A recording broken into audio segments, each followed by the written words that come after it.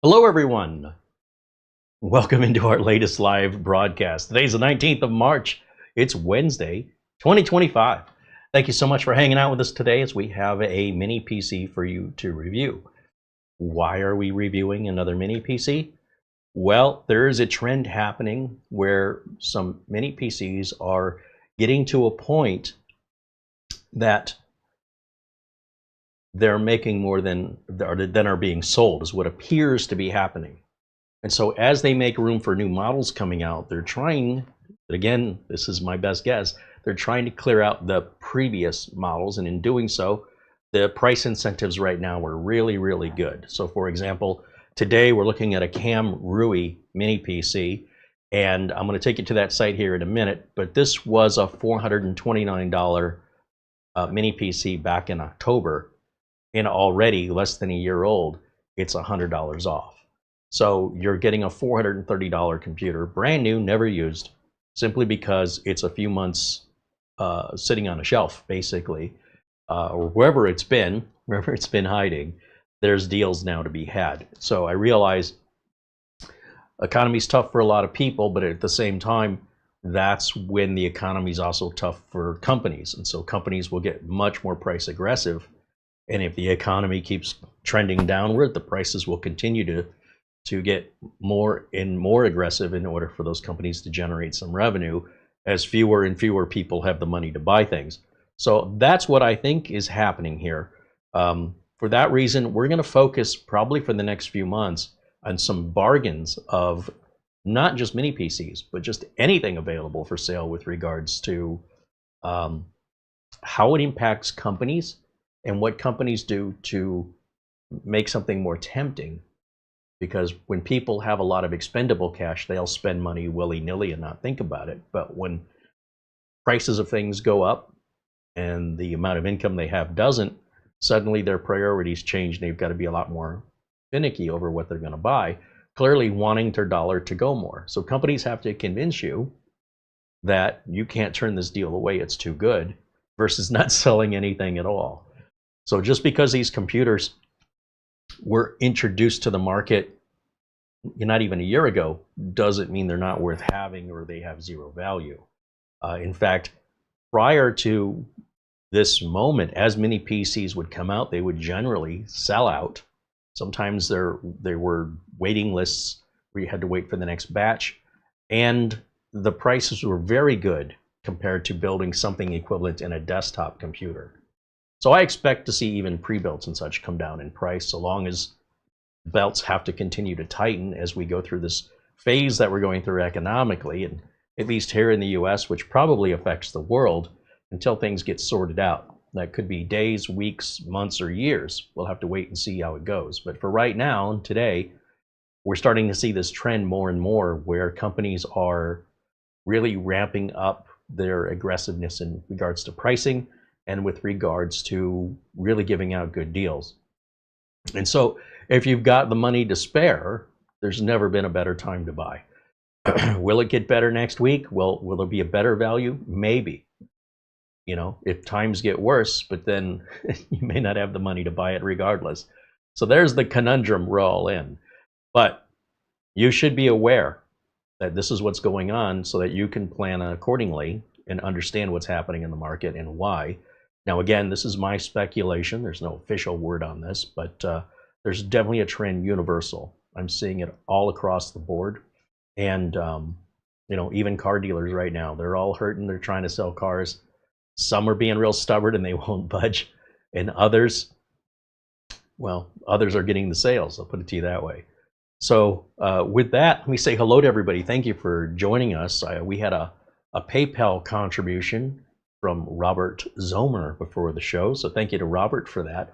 I also see our friend Buster there in Scotland joining us, and we received a package from Buster just the other day. He sent us, well, here, I'll show you in just a minute. I just want to see Buster's message here first. There he is. Hello, Carey and Marlena and everyone in the chat. All the best from Bonnie, Scotland, where the temperature in Edinburgh is 35 degrees Fahrenheit or 1.6 degrees Celsius. Well, hello and good morning. I guess it's not good morning. Good evening to Buster. Welcome. Good to see you, my friend. I have here a couple of books Buster sent me. I guess he sent it to me tomorrow, but they're mine right now. One is The History and Mythology of Scotland, which I genuinely am curious about. They don't really teach us this stuff in American schools, or I missed that day. So all I know about Scotland is Braveheart. Sure, that's accurate. This is the one I'm looking forward to the most, if I'm honest. This is a book on Scottish slang phrase book. And yeah, this is fantastic. There's just one large font word in slang with the definition of what it means. And as much as I also appreciate staying on top of the slang of the younger generations, whether they were millenniums or Gen Z, you know, Gen Z is saying, for whatever reason I don't understand, the word cap means truth, or no cap. Well, cap means lie. No cap means no lie. I thought no cap, when I first heard it in context, meant no limit, right? Somebody says, I love you, no cap. So you can see how I translated that wrong. I have no idea how those two words got to mean one meant the other, but every one of us in our generation, we always had our slang. In the 80s, it was groovy, totally gross, tubular. We had our slang, and I'm just kind of enamored with it. I try to make sense of it. Some of the slang, I had a very hard time believing I wasn't being pranked with Netflix and chill. I'm like, that's not what that means. There's no way. That doesn't make any sense. I think come to find out, what it means is what it means. Wow, nothing makes me feel older, but I certainly appreciate being able to understand what's being said, even if it's not a way I particularly want to talk. I very rarely talk about somebody's charisma, but apparently that comes up a lot with the younger generation, involving somebody's riz. Anyway, so in that same sort of concept, I would appreciate, especially when going to Scotland, it's enough to pull the English words out of the accent for my ears to recognize, but then to have a word that I've never heard before, so I don't understand if I'm not hearing it correctly. That's where things get tough, because it is a word. They use it all the time, but we don't use it here in the States. So now it's a matter of being able to recognize those words. So this says, and I may not pronounce these correctly, but an example is báthir, which is a very short distance. I've never heard this in my life. Bird, meaning a girl or girlfriend. So I've heard the Beatles, you know, back in the day refer to their, you know, bird. So that one I know from from England.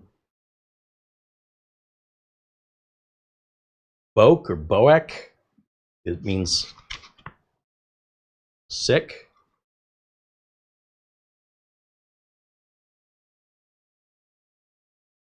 Probably should put my glasses on. Yeah, this will be, first of all, easy read, but also probably quite entertaining for me. I'm sure Peter's getting a chuckle back there as I'm misunderstanding these words. This one I understand. This is close to Michigan slang. This one says Egypt, which is a friendly, harmless idiot. What are you, an Egypt? Yeah, yeah.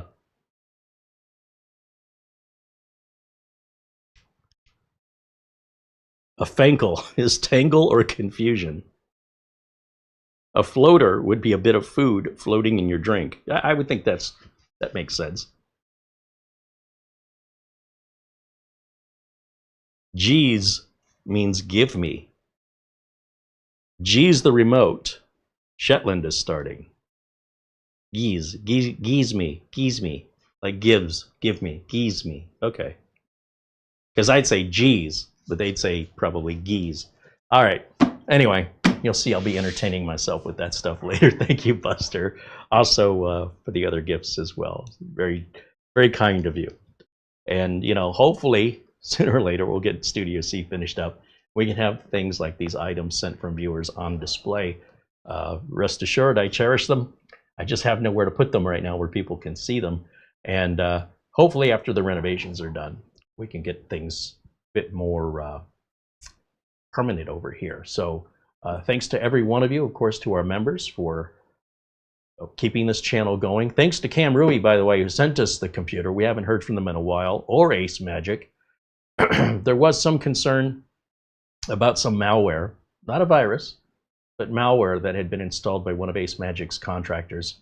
And Ace Magic learned a lesson from that. It wasn't willful or malicious, but we're living in a culture, unfortunately, where it's very encouraged, for whatever reason, to go after anybody who makes a mistake. It is not cool to forgive. It is not cool to be tolerant, nor is it even cool or culturally acceptable to compromise. And I am so sad at the degradation of our human evolution that we have become so intolerant, just overall, not you guys, I just mean the population in general, where it is more common than ever in my life to see people being persecutory and punitive without any second chances or understanding, as though somebody made a mistake and now they're getting their nose rubbed in it. Like the mistake itself wasn't embarrassing enough. The expression of crying over spilled milk. Was the milk spilled intentionally to cause attention or harm? Or did somebody make a mistake, and instead of being tolerant and understanding and forgiving and caring and supportive, people are more than ever demonizing, spitting venom, and just completely kicking people and companies when they are down without offering them a hand back up. I find that to be immature, uncivilized, and at the end of the day, what gets me through my day when I see a culture behaving in such an aggressive way is it reminds me that the human race has a long way to go. I am proud to say I am not a part of that culture. I am ashamed of it. I feel disgraced by my own species, that so many of them act so thoughtlessly and yet so arrogantly wrong all the time that they have to tell it to the world. And I do my best to ignore it and remind people these are other people. These are people that have feelings. These are people who, like all of us, make mistakes. And when we made mistakes growing up, at least in my generation, there was nobody there with a camera to film it.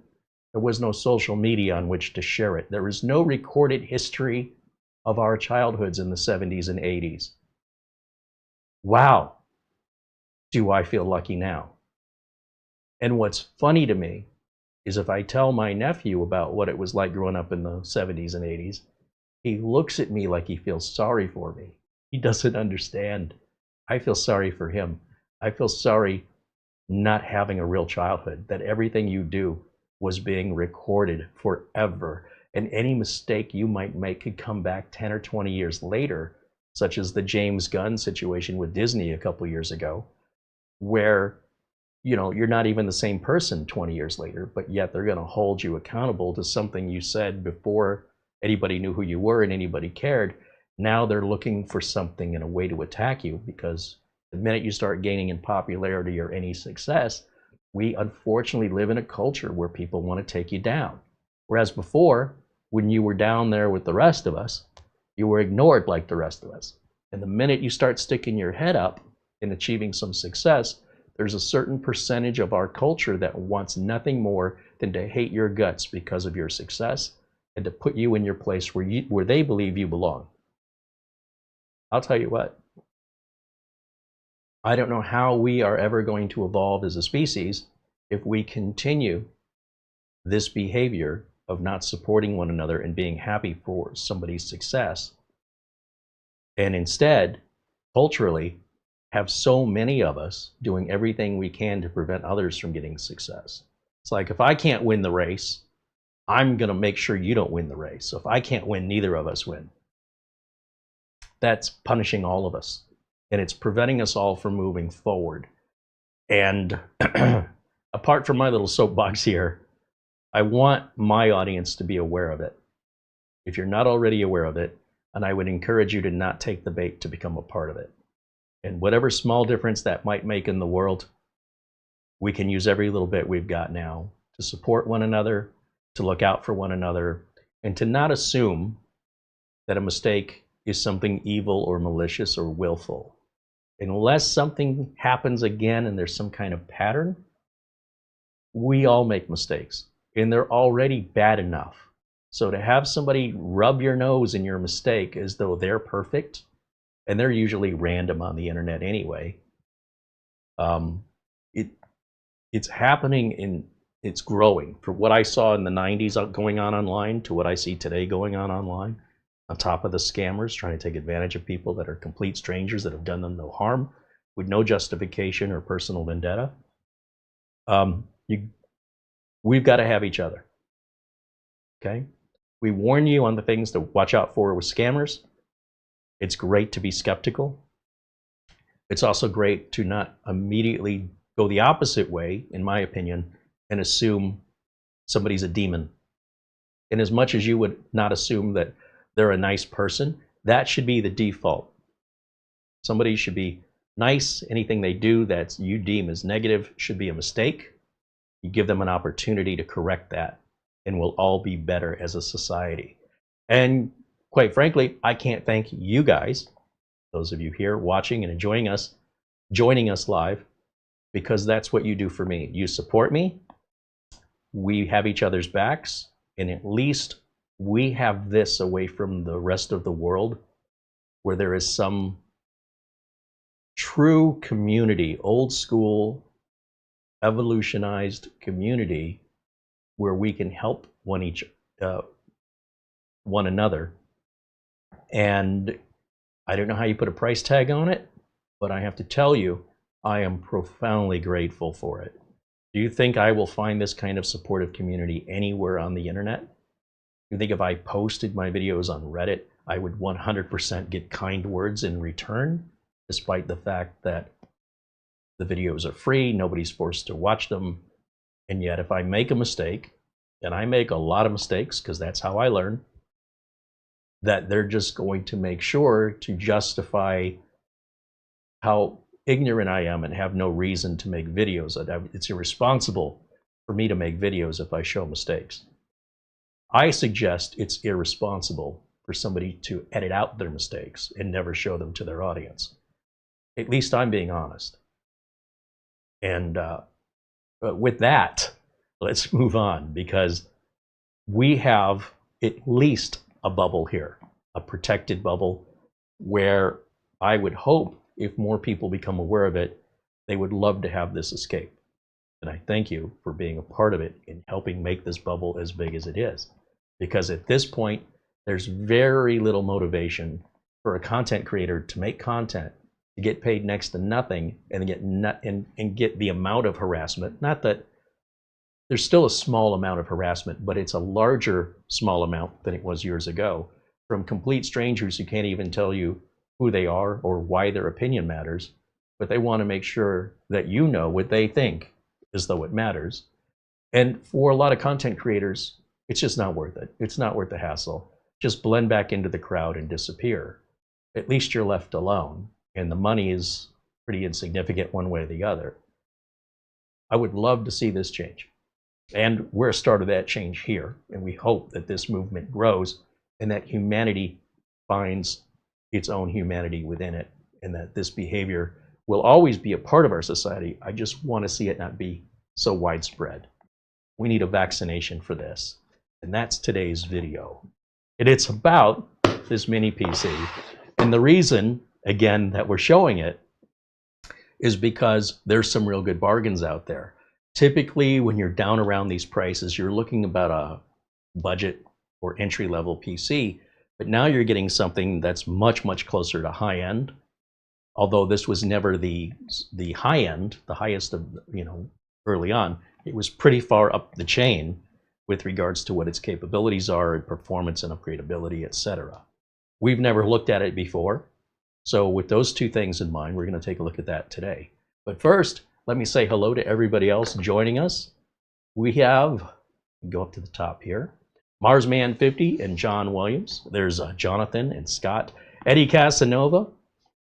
Richard DeFries joining us. Mark Gaines says hello. Lou Greenia joins us. Thomas Mac T says hello. There's Doman 2000 saying hello from the Netherlands. Ben Laird joins us from Scotland. Mark Gaines, again, he's in Northern Ireland. Bull Terrier Mac joining us and says hello.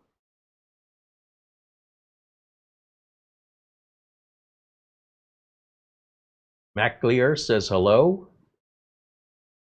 Mark Leibowitz, who has a computer repair shop in Chicago, joins us. Always enjoy having peers in my industry here, just so we can share stories and get reassurance.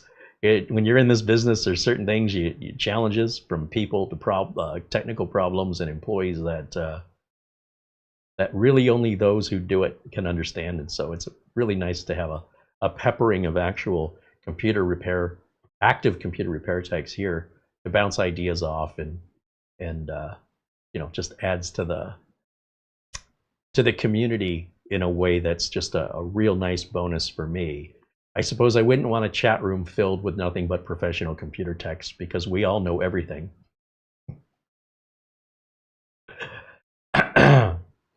Let's see. Gary Bickle says hello. Christian Lunder says hello. There's Ken Chung joining us from Hawaii. Says aloha. Charlie Purdy says hello. 10 pounds from our friend Mark Gaines. Gary, he says, I went to put my new build together only to discover my motherboard doesn't fit in the case. You didn't get a micro ATX board, Mark? Is that what happened? Poorly Boy says hello.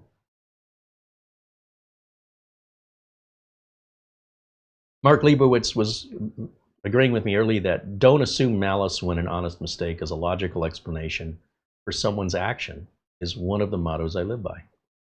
Yeah, well, you get what you give in this world, and well, you may not always get it tit for tat, as you say.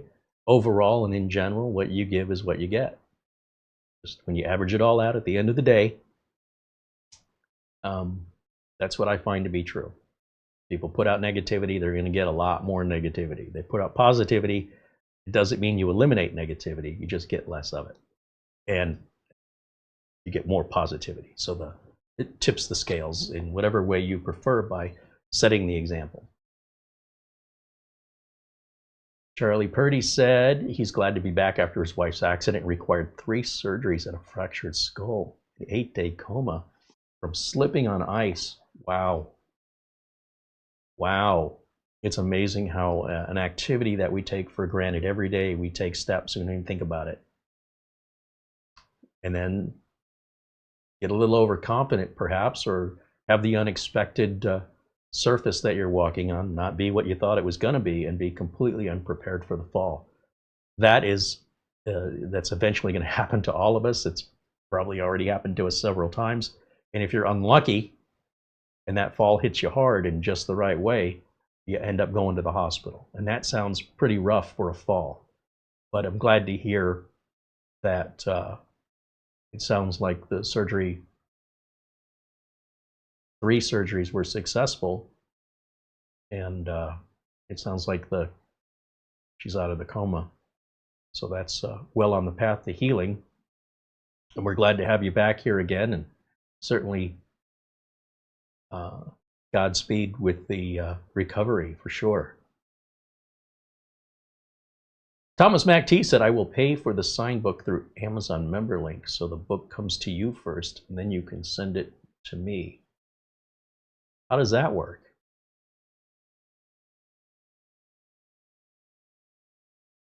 Is that an option? If that's an option, that would be great. I've suggested that Mara go ahead and just order a few copies of the book. As long as you're in the United States, it's no big deal to put that in, you know, for her to sign it, put it in an envelope and mail it. Obviously, it does add to the cost. Overall, it's about a $10, when you consider the postage in the envelope and you average it out. The cost to ship overseas, we haven't done it yet, so we don't know. I do believe the USPS has a flat rate But we'd have to see what that is for a book. But it doesn't have to go through all the tariffs and all the other nonsense that electronics and expensive goods have to go through. It's just it's going a further distance, and it just takes more postage. That's all. It's a pretty simple thing to do. Shipping a book all over the world, that's easy. Shipping a computer all over the world, different story. Graham Edwards joins us from the UK. Welcome in, Graham.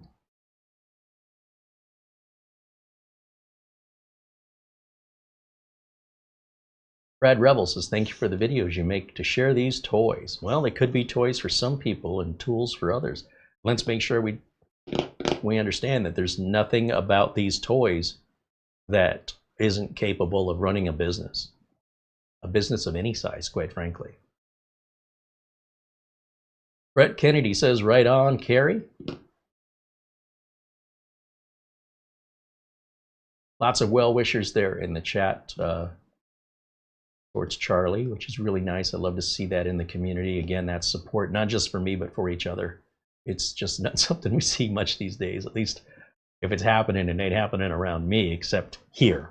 So certainly appreciate witnessing that. Gives me hope that humanity isn't just all down one trajectory downwards. At least there's some of us. There's probably more than we think. If we could just gather this together, then we could maybe have more of an impact. But the fact that you're here now, that in and of itself is very promising.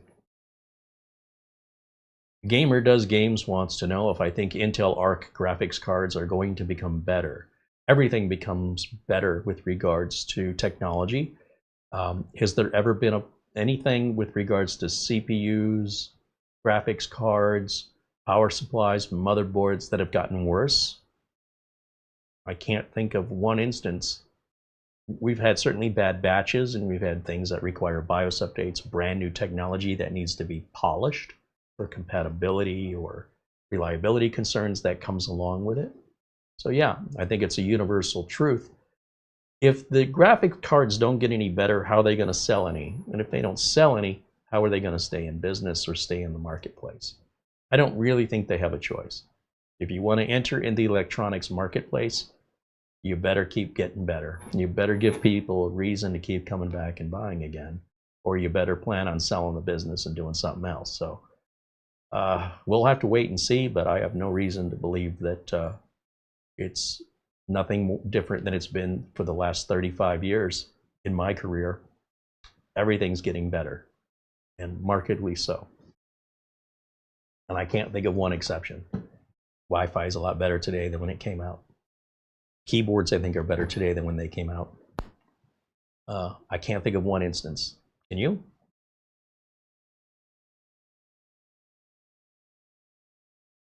Oh, I think our friend Andy Kane is saying he's not feeling well today. I didn't see that message, but I'm seeing a response. We hope you feel better, Andy. Charlie Purdy with a $20 super chat says, thanks to all the nice responses. Wasn't that great, though, that Charlie could have said, thanks for all the responses? He didn't have to add the word nice in this community because they automatically all were. I love that. I love that. If I haven't made that clear enough. What did I miss from Andy?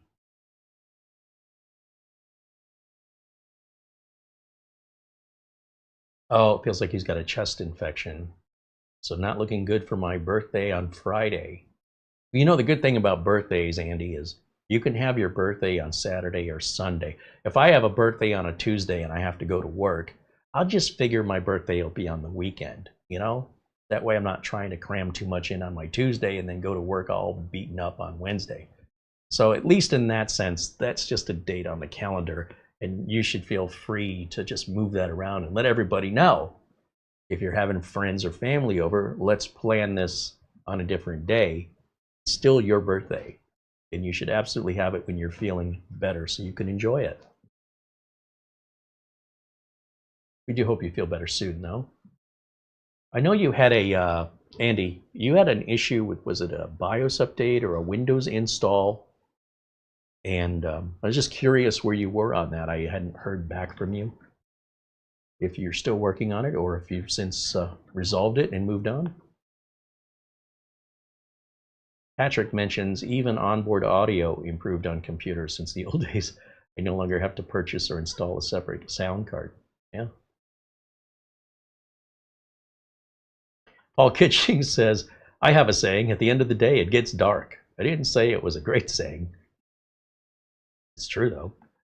I guess unless you're in the Arctic Circle. Mark Gaines with a £5 super chat says, I got the Gigabyte Aorus B650E Stealth Ice. It's ATX. I ordered a new case, the Corsair 6500X.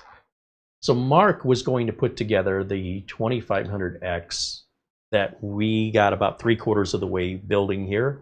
We still have cable management and a little bit of polishing to do. It's sitting just off camera to my left. I guess Mark was inspired by that and wanted to make one. And it's a smaller sort of fish tank style or aquarium style of case. If Mark is changing the case, then he's just building a standard aquarium style case, which I have to say, you know, those are all great and everything. Me personally, I was pretty excited about you being able to do a micro ATX build. So I was a little sad that you're giving up on the case. Or are you? Are you returning the case? Or are you just planning to use it in something else down the line? But either way, enjoy your build. It's going to look great regardless. All right, just scrolling through here. Thank you, Mark, for your super chat as well. And Bernard said he'd spent the day in ER trying to find blood clots swollen up like a blowfish. Oof. Yeah, you got to get that stuff taken care of quickly, or that becomes an embolism or deep vein thrombosis, and could be an aneurysm, pulmonary. It's very serious stuff. Make sure you get that taken care of. So thankfully, you didn't just ignore it. Pulmonary embolism. Yeah, not that's serious stuff. Nothing to be played around with. Nothing to procrastinate on. Thankfully, we have science and medicine today that's able to use technology to break those blood clots down, blood thinners. There's some side effects, obviously, but a much better side effect option than the alternative for sure. All right, so today I want to go through this real unboxing of a PC that I've not even so much as turned on, because I want to see how it arrives packaged, and I want to see what version of Windows we get and how many updates we're missing. Now look, when it comes to performance, it's going to perform exactly the same as any other similarly equipped computer. There's not any one manufacturer that's selling you the same chip or the same amount of RAM or storage or type of storage that's going to run markedly faster or markedly slower. They all run within a certain range. To see people get excited about a 3% difference of improvement in performance, I shake my head at it, because it doesn't make any sense to me. It's like I've given you more food than you can possibly eat, but you see somebody else over there has just a little bit more food on their plate, and you're upset you didn't get as much as they did when you paid the same price, when you can't eat it all anyway. That's what it seems like to me in the business. There are things that are worth getting worked up over if there's enough of a difference. But when the difference is negligible and ultimately doesn't really matter outside of just benchmark measuring, I fail to get behind this kind of attitude, because I remember being grateful to have a computer, and the fact that you can get so much computing power for so little that I see it as a very entitled and disconnected way to devalue what you have and for what you paid, to suggest it's not enough. If I have customers like that, they won't stay customers like that for long. These are the attitudes that put companies out of business if companies tolerate it. So if you have every right to be as demanding and intolerant as you want to be. I have every right to avoid people like that. I like to help people, but if somebody is never happy and nothing is ever enough, I'm wasting my time, and I have a business to run. I've never, ever had a business say, this computer over here is just slightly faster than that computer over there, so we need to replace it. It's just never happened. When it comes to business and it comes to productivity and getting work done, how fast Microsoft Word opens is, unless it's really taking a long time, it's not a support call. Unless it's affecting productivity. If it's taking forever to restart, you know, if there's something there that isn't working right versus it is working right, but compared to this other thing, it's just a couple of hairs slower, that is a whole nother world that I cannot join. I don't have the luxury of time, nor do I have the absence of other responsibilities that I can obsess over such minor, insignificant tech minutia that the person complaining ultimately won't use. In most cases, they're not using it anyway. They're just feel like, well, this is what I paid for and this is what I should be getting. Never mind, they're not going to use it. It's sort of like that big plate of food. It's more food in that plate than you're going to eat, but you see somebody else who paid the same amount, ordered the same dish, and they have just a slightly more of a portion than you do, and now you feel some injustice has been done. And there is the thing about supporting the business, right? So if you enjoy a business and you like to go back to that business, you need to make sure that they get paid so they can remain in business. If you ever want to go back and enjoy it again and they're not around anymore, it's on you. You just did it to yourself. There's restaurants that Mara and I like to go to, and if those restaurants close up, we'll be sad. So when we go, you know, if there's a mistake that's made, I'm not demanding a refund. They can remake it, right? If the service is good as it is, because we like the restaurant, we like the atmosphere, we like the food, we like the service, we tip much higher than what is expected, because we want the servers to see us, recognize us, because we've given them something to remember us, and say, hey, come sit in my section. It's a nice feeling to feel welcome. And it's also nice to know that they want to take care of you because they know you're going to take care of them. It's reciprocal. So since we've already set the example and we've taken care of them, there's a much better chance they're going to recognize us. And as good as their service was before, now they truly want to make sure we're happy because they remember they took care of me. I want to make sure I do double good for these folks.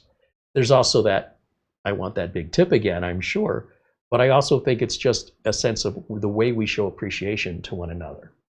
Now, if somebody is physically forcing you to hand over items in a theft or a robbery, this is a different scenario altogether. So it's just a matter of evaluating what is worth fighting over, right? What hill do you want to die on?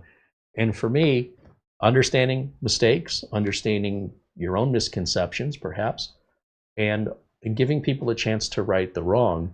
And then that's the punishment. They've righted the wrong. They've already been punished. You don't need to go any further with punishment. If you never want to go back again, that's really on you. At the end of the day, we're not doing this for other people. We do it for ourselves so that we don't carry around the resentment or the persecutory attitude that everybody's always out to get you. There's always a good thing to remain aware and to watch out for that, but we don't have to necessarily assume that every mistake that's made was done on purpose. Maybe somebody's first day. Can you imagine? Some poor person's really nervous and learning to drive. They're scared to death behind the wheel of this 2,000-pound car, 4,000-pound car, and people are honking at them and yelling at them and flipping them off without any consideration that now this person psychologically doesn't want to get in a car again.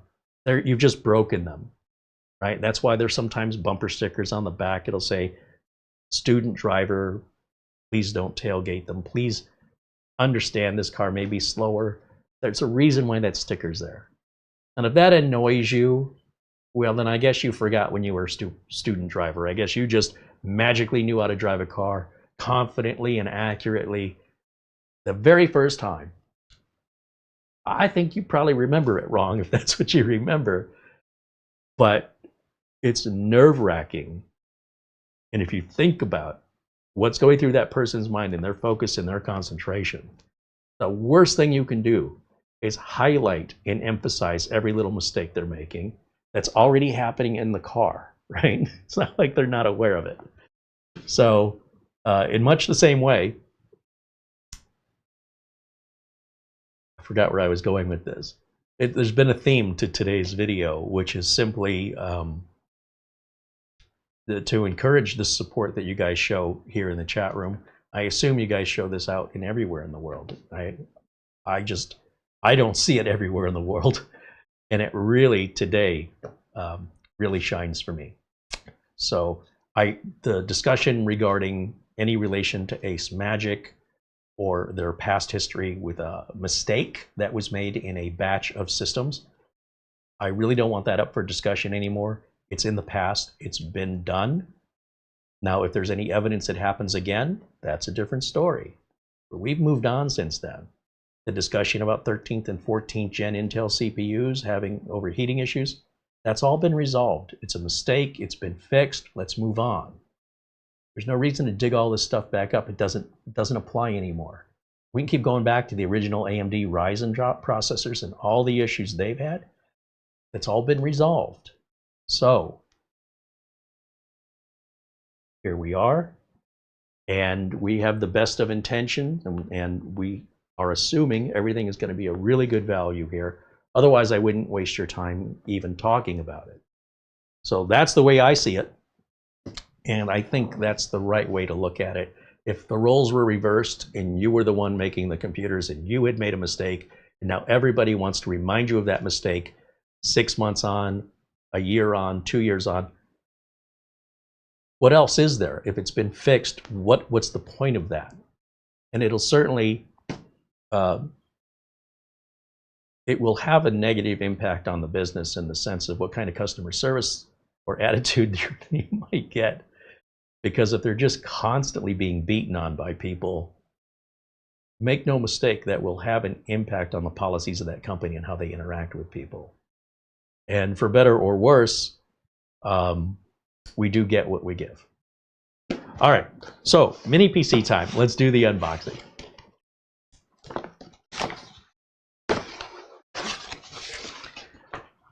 Open the box, and there you can see we've got our mini PC. This is how it's packaged. We got a little foam on top here. A lot of times when you watch other reviewers reviewing mini PCs, I put reviewers in quote because you don't know if it's actually a commercial. It's all, unless they say up front in the video or somewhere in the video notes that the unit was given to them and what the conditions were, if there's no transparency, I would assume they're probably getting paid and it's not really a review so much as it is a commercial. I'm not even sure what I'm doing would be a review. I'd call it an overview.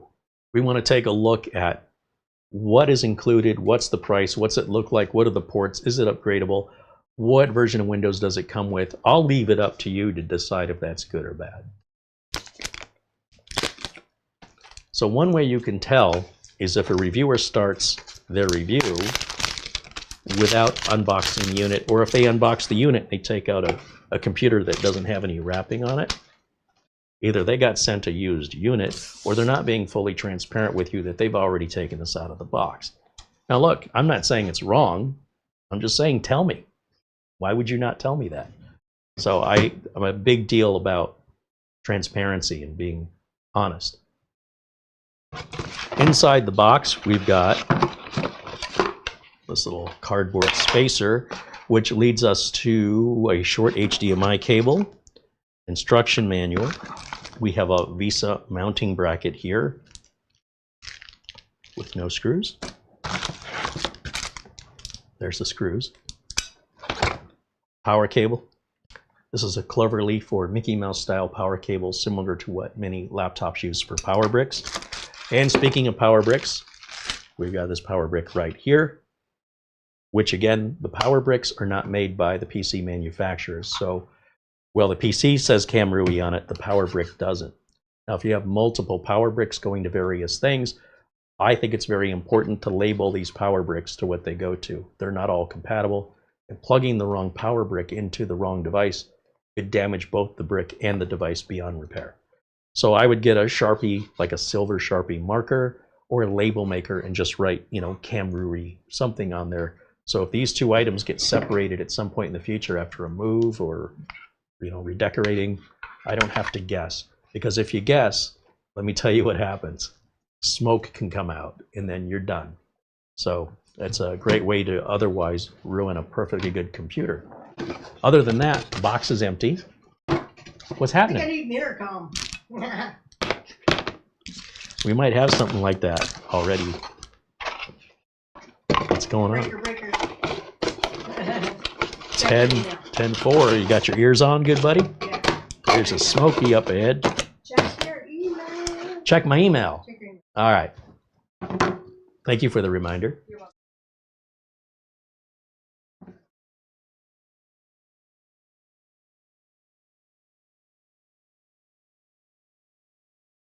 Let's see. Charlie Purdy sends an Amazon gift card. He says, here's... First of all, it's a very generous Amazon gift card, Charlie. Thank you. He said, here's for future content and some steak sauce for Mara. That's so kind. Thank you, Charlie. As always, we appreciate you, my friend.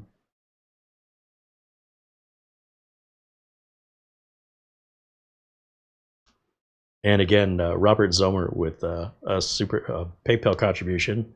That's $10.46. That just says thanks. So I'm not sure who that is. And if you're in the chat room, thank you. But I want to give a shout out because you guys are our sponsors here. That's what's able to keep me out of the client's place to earn a living. I can still work with my clients after hours. I don't need as many clients because I can do this during the day and be able to, you know, personally, I prefer doing this. I enjoy it. I also enjoy helping my clients, but having them both and being able to do both without having a negative impact on my being able to pay the bills or selling out to some big corporation to write me a check to basically tell you guys what they want me to tell you in their words and not in mine, but to make it look like they're my words. Yeah, we get that offer all the time, and we always have the same answer: no thank you. But it's because of our members and your generosity that we have that option.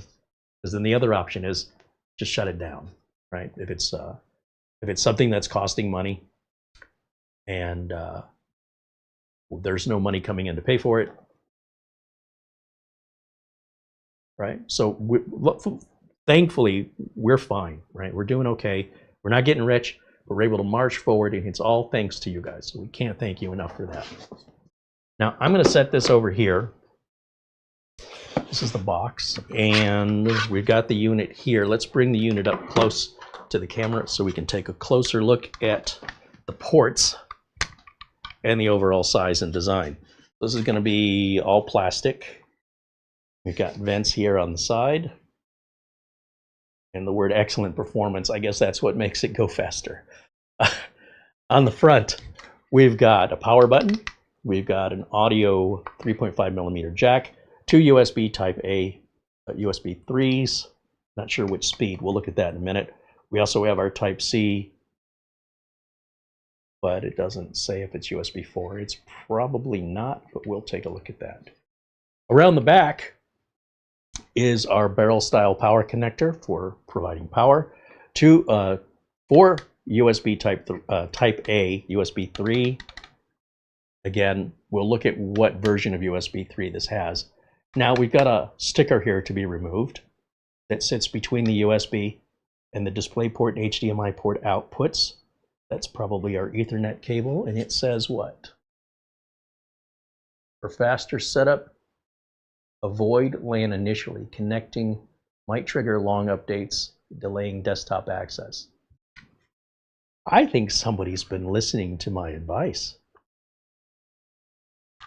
That's pretty cool.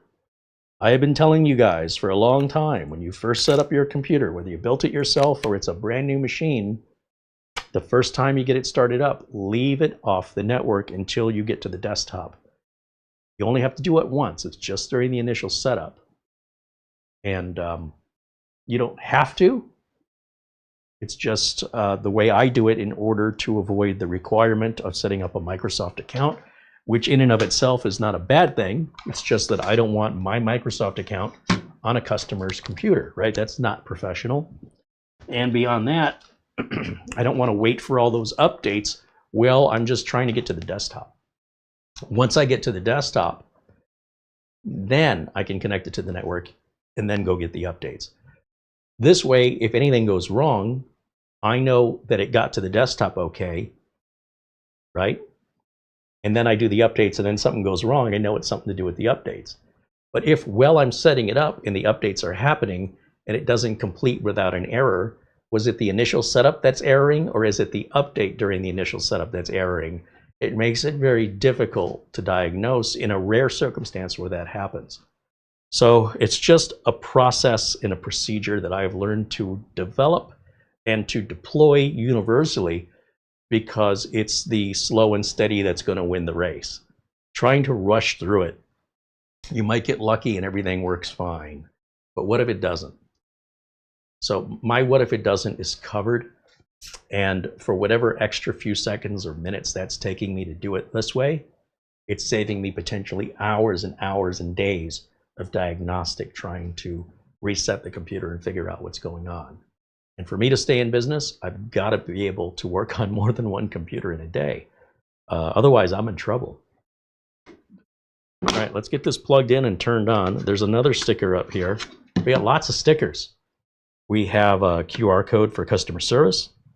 We have a QR code to scan and join their membership, which is free. That gives you newsletters and sales and, you know, chances to be aware of things that are on sale first before anyone else. You've got your AMD Ryzen official sticker and your AMD Radeon graphics official sticker. Then there's this big yellow warning. It says, for faster setup, it's the same thing. Avoid Wi-Fi or LAN initially. Connecting might trigger long updates, delaying desktop access. So they're telling you twice, and this sticker is very easy to peel off. It doesn't leave any residue. So they're also using the right sticker. Anytime you see a little pull cord on the sticker, that usually indicates it's going to come off very easily. These stickers, not so much. There's often a residue left behind. But we can just pull these off. And they're using WhatsApp for customer service. Sometimes when you buy from some sellers, they're basically invisible. They don't disclose who they are or how to reach them. If you have problems, you'll particularly find this on sites like AliExpress and Temu, which is all well and good if you like the idea of shopping at a garage sale where once you've made your purchase, you're on your own, buddy. Never going to see you again. But a company that wants to have you come back and recommend them and buy more from them, they want you to have the reassurance and the peace of mind that they stand behind their product. Here's how you reach us. They don't make you go on a treasure hunt trying to find out how to reach them. And I think that says a lot about a company, just right out of the gate if you're not familiar with them. And then you look at some brand name companies. One that comes to mind is HP, where they start charging you for tech support. And for a while, we're adding 15 minutes to every support call intentionally, whether there was a wait or there wasn't. You can Google this. It was in the news recently. The boss said, make sure every call that comes in sits on hold for 15 additional minutes, so they have time to think about the problem and resolve it on their own before using our time. This is a giant brand name trusted manufacturer. Does that give you any peace of mind? So you've got the smaller companies. Let's look at the extremes here. Smaller companies could be a person that doesn't even have an office. They're just drop shipping. They make up a business name. You have no idea who they are, where they are, and there's no support. And it is what it is, and you get it, and too bad. You don't like it, too bad. Great prices, though, usually. Typically not very fast shipping, right? If it's coming from AliExpress, it's probably going to be a few weeks. Then you've got the opposite end. Big corporations looking to save a nickel. They're flooded with their phone support lines are flooded. Support lines don't make any money. They want to discourage people from calling support. So they're going to make everybody wait an additional 15 minutes. Now, they've since rescinded this, but what an embarrassment. And what a disrespect to the customers that have been loyal to your company to treat them in such a way. Then on top of that, they're already not hiring enough support people. Your whole time's already going to be a while most of the time. So then to tack on another 15 minutes, it's sort of like, give me your money now, you go away. I don't expect that from a reputable corporation. And then you've got the younger startups that are sincere and earnest. They want to save you money. They want to make a name for themselves. So they want you to come back. They don't have big marketing budgets. The only way they're going to get popular is if people start talking about them. People start buying more from them. And then eventually they can get so big that they can add 15 minutes onto the support calls. So you got to go right in the middle before they get too big. But don't go right in the beginning when it may have just been a mood they were in that day when they were deciding to sell mini PCs, and the next day they wake up and decide they don't want to do it anymore. Company's gone, and you're stuck with this e-waste potentially from seller that does behave like that, which we also see a lot of on these sites that just don't hold the accountability and liability that the big American-based support sites such as Amazon stand behind. Now, that being said, this is available on Amazon, and I want to take a look at the Amazon page to take a look at how it's spec'd out, what these USB ports are. So let's look at that together.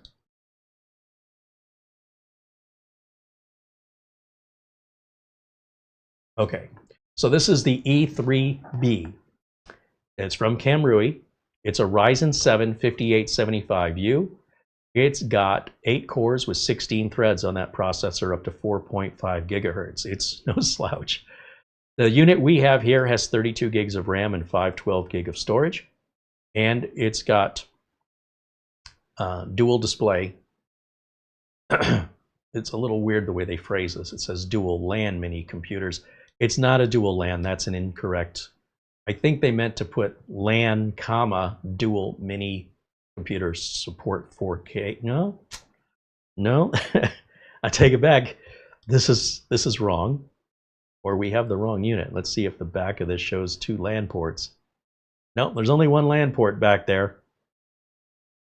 We'll make Kamrui aware of this error. This line needs to be removed. That whole line. Support for triple display, so 3 outputs. You've got the USB-C output, you've got the HDMI output, and excuse me, you've got the DisplayPort output. They can all output at 4K at 60 Hz across 3 displays at the same time. It has Wi-Fi 6 built in with Bluetooth 5.2, and while this is not Wi-Fi 6E or Wi-Fi 7, most people would have no benefit from having that even if they could afford it. This helps keep the price down. Or again, something you probably aren't going to use anyway. It supports DisplayPort 1.4 and HDMI 2.0. And the USB, there's our answer, it's 3.2. And as you see here, $319.99. Is that a good price? Well, if we go to a website called Camel, we can look at the pricing history of this unit. And you can see on Amazon, the highest price is $429.99, and it's been up there for some time. It did drop, it looks like, during the holidays for $299.99, or just $20 less than what it's selling for now. And likely, they probably sold out very quickly. And if you just, blinked and you missed the deal, well, now there's not so much of a push on everybody buying it at once during the holidays. So it's much easier for you to acquire it, although slightly more. The average price on this is $381.79. So it's just to give you some perspective of value. Historically, this is what's proven, right? This is not conjecture or assumption. This is what people were buying this at. Now, if we go back over to the Amazon page, let's take another look at $319. It does show the list price at $369. So even the list price has come down about $50 since its initial release. As we scroll down and get into some more details, they've got their description here of everything. It keeps saying it's got dual 1 gig, it says 1 gig, 2.5 gig RJ45 ports. This is not accurate. This is clearly a mistake. And the way these mistakes happen are the people responsible are likely just doing a copy and paste from a similar mini PC that they also make. and did not look at the details of that. And again, we don't assume that they're intentionally misleading you or false advertising. They just aren't paying attention close enough. And for nerds and geeks like me, we eat that stuff up. We're looking at that. It's the exact opposite. I would not just simply copy and paste something without proofreading it. It's just part of what detail-oriented people do, and detail-oriented people tend to be very technical people. But the people who copy and paste and do website design may not be technical people at all. They'd be more artistic or more, who knows, right? Whatever their interests are. And that's how these mistakes happen. But I assure you, once they're made aware of it, they will correct it right away. They don't want false information out there on purpose. Now, that being said, everything else looks pretty accurate here. And there's all the product photos. And we have links to this, to the Amazon link in our video notes below. And bear in mind, Amazon has free 30-day returns. And this price does say it's a Prime member price, by the way. But if for any reason you don't like this computer, maybe you simply changed your mind, Amazon allows for unconditional 30-day returns. Just send everything back the way you got it, and you'll get your money back. So if you're on the fence about deciding, is this computer any good, there's no one that can answer that but you, and the only way you'll ever know the truth is for you to experience it. And if you do, or already have experienced this computer or others from this manufacturer, we'd love to hear what your thoughts are in the comments below the video, because it's your reviews that matter, not the content creator who was sent a unit for free or may even be being paid to make a commercial designed to look like a review. Want to hear from real buyers, from real experience, not what somebody else has said, not something you read online from somebody else in some other forum. I want to hear your personal experience, for better or for worse. And then the more information we get from the actual buyers with actual experience allows us to correlate enough data to determine, are most people happy with the product, or are most people not happy with the product? And this helps other people in the community make a decision if they want to buy it. But at the end of the day, with a 30-day guarantee, money-back guarantee, essentially, you've got nothing to risk here. So if you're at all interested, be sure and check it out and decide for yourself. As you can see, they're running some kind of an advertising campaign here for other units, and a little bit more detail about the unit here. 19-volt power adapter, 3.42 amps, so pretty standard, similar to what many PCs and laptops use. Kamrui E3B, so that's not an 8, it's a B. A little bit about the performance, which is going to be the same for every 5875U. There's a picture of the inside with two M.2 slots. One is only SATA support, which is not ideal. SATA is pretty slow compared to NVMe. But the good news is it is available as an option versus just being removed and having nothing. I personally wouldn't use the second port regardless. It adds more heat to the inside of the chassis, but maybe they have a fan under there. I don't know. We'll find out. And then, of course, it's got dual channel SO-DIMM RAM slots, which is very easily upgradable. The RAM is not soldered onto the board.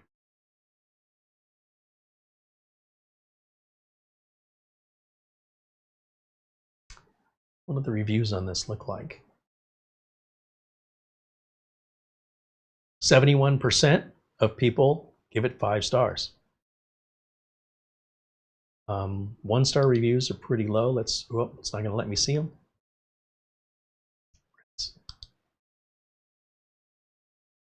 Well, 71% is pretty good.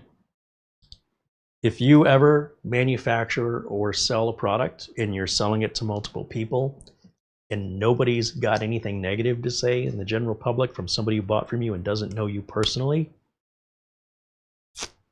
that world doesn't exist. There's always going to be negative reviews. The question is, are the negative reviews reasonable? What I don't understand is, if you were to buy the unit from Amazon and you thought personally your experience was a bad one, so you send the unit back for a full refund, there's no cost to you, what's the worst you could say? So oftentimes when I'm reading these one-star reviews, they come off quite vicious. I can't help but wonder if this is a competitor doing something. How genuine is that review? Or how unreasonable is that person that they found that getting their money back wasn't even enough? Really? Holy cow. So I have a hard time wrapping my mind around that kind of review, but I haven't read it, so I don't know what it says. But I just, like, what could that possibly say besides, I ordered it, I didn't like it, it upset me, it was damaged, whatever, could have been damaged in shipping. Whatever their imagination is, get a full refund and then turn around and write a negative review, 1 star, with nothing positive to say about being able to get their money back and how easy that was. Ah, this world. I don't know. Is this a 1-star unit? Let's find out right now. I'm going to give it power. We're going to turn it on for the first time. Let's see what that's all about.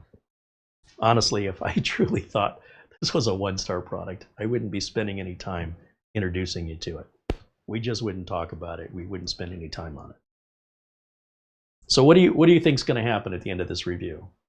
You think it's going to be exactly what it claims to be? Or do you think there's some underlying secret they're trying to get something? I'll leave a 1-star review. All right, let me not chuckle too much because I don't want to jinx myself here, but we've had very good history with Kamrui, and everything has been exactly as they say it is, with the exception of the errors from time to time we point out in the listing, which unfortunately is kind of common. It's not that unusual that we see these kind of errors. And again, once we make them aware of it, or anybody makes them aware of it, quite frankly, they immediately correct it. There's never been a situation where the manufacturer hasn't responded with priority to get that addressed. They simply don't know.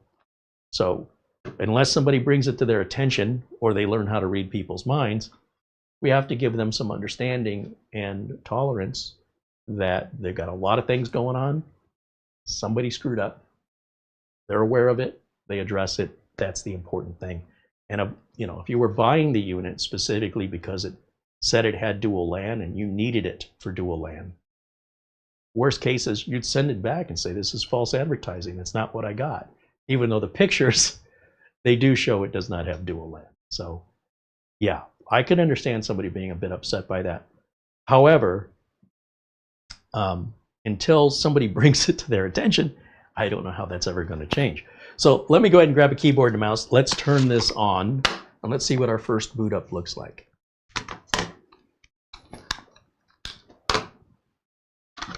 So remember, we're not going to plug this in to the network. We just want to fire it up without any network access. And when it asks us to connect to the network, we're going to tell it we don't have one until we get to the Windows desktop. That's been a pretty standard routine here for years. And you guys that are regular viewers already know all this and have seen it probably, if not dozens, hundreds of times. How many times we've turned on a computer for the first time, whether it's something new we've unboxed or something we built, we always do it the same. With that, I need an HDMI cable. HDMI cable should be down here somewhere.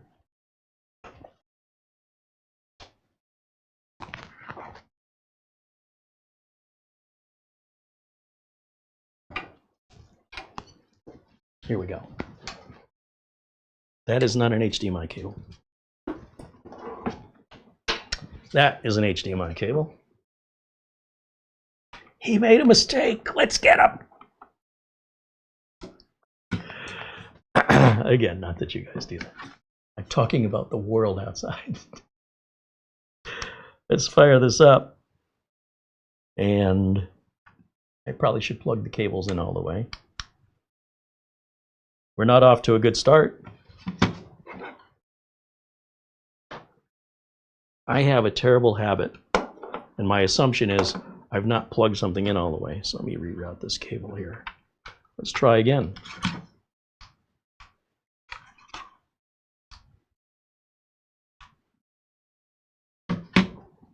One of the things that I absolutely love about doing these videos live and unscripted is you get a real world experience for better or for worse.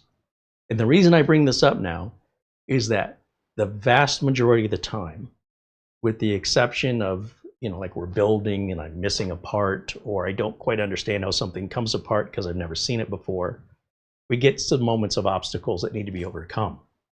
And every once in a while, pretty rarely, do we get a product that, for one reason or another, arrives to us dead on arrival. It just out of the box. There's no damage to the box. There's nothing rattling. And the first thing I need to assume when this occurs is, what am I missing? Is what I'm plugged into turned on? I have a power brick back here. Is my power brick on? And since we've been doing renovations, we've had to cut the power here a couple times. Did that trigger a breaker perhaps? Right? I need to put this on me first before I immediately start pointing fingers. However, it looks like I've got power. Let me just try one other plug here just to make sure.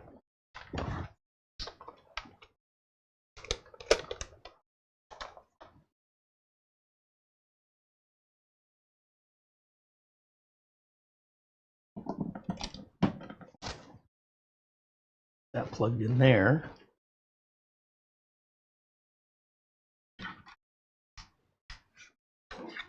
Power light came on. See what I'm getting at? For a lot of people, they don't go any further than that. They're so intolerant and impatient that the minute something goes wrong, it's not them. Their first thought is, they sold me something bad. I can't script this and I can't make this happen, but you just watched it happen live. And I always take the opposite. What did I do wrong? Let me go slower. So you plug in these routine plugs all the time, and after a while I get a little overconfident and not paying attention, and here we go. That's what happens. So let me let's see, that's camera 2. Let's see, the power light is on. Let's go to the output of that, and let's see if we're getting any post screen from it. But I couldn't have asked for a better example.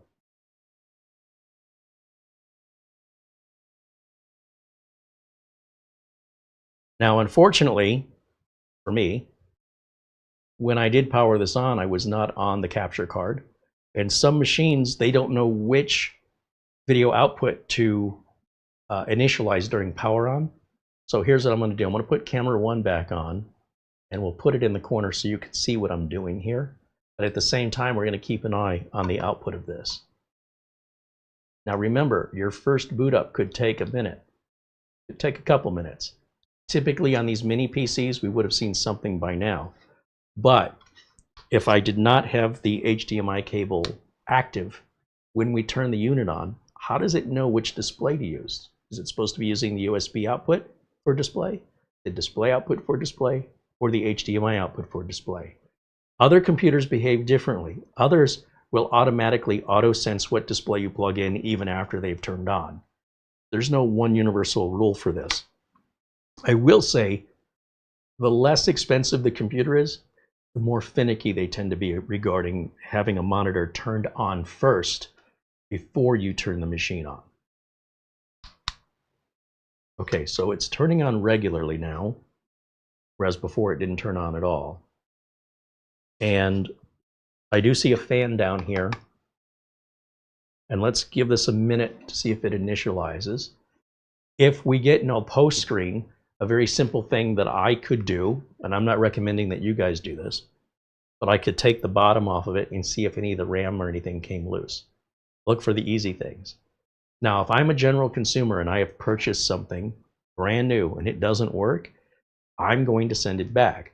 Now, whether you want an exchange, which is what I would want an exchange. If the exchange then doesn't work, or I have a problem with it, then I want a refund. But again, this goes back to patience, understanding, and tolerance. We don't know how this was handled in shipping, but I can guarantee it did not leave the factory in an unbootable condition. The other concern is I might not have my HDMI cable plugged all the way in.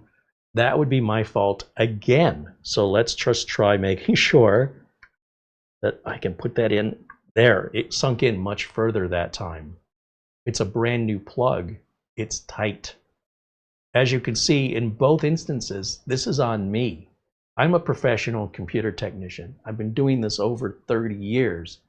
And I have realized that I am often too gentle with plugs, especially on brand new stuff, where the minute I hit resistance, I stop because I don't want to break anything because it's brand new and I don't want to break it.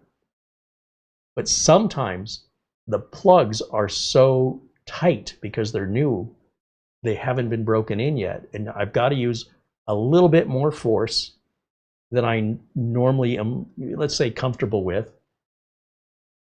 And so my first assumption is, have I got all my plugs plugged in all the way?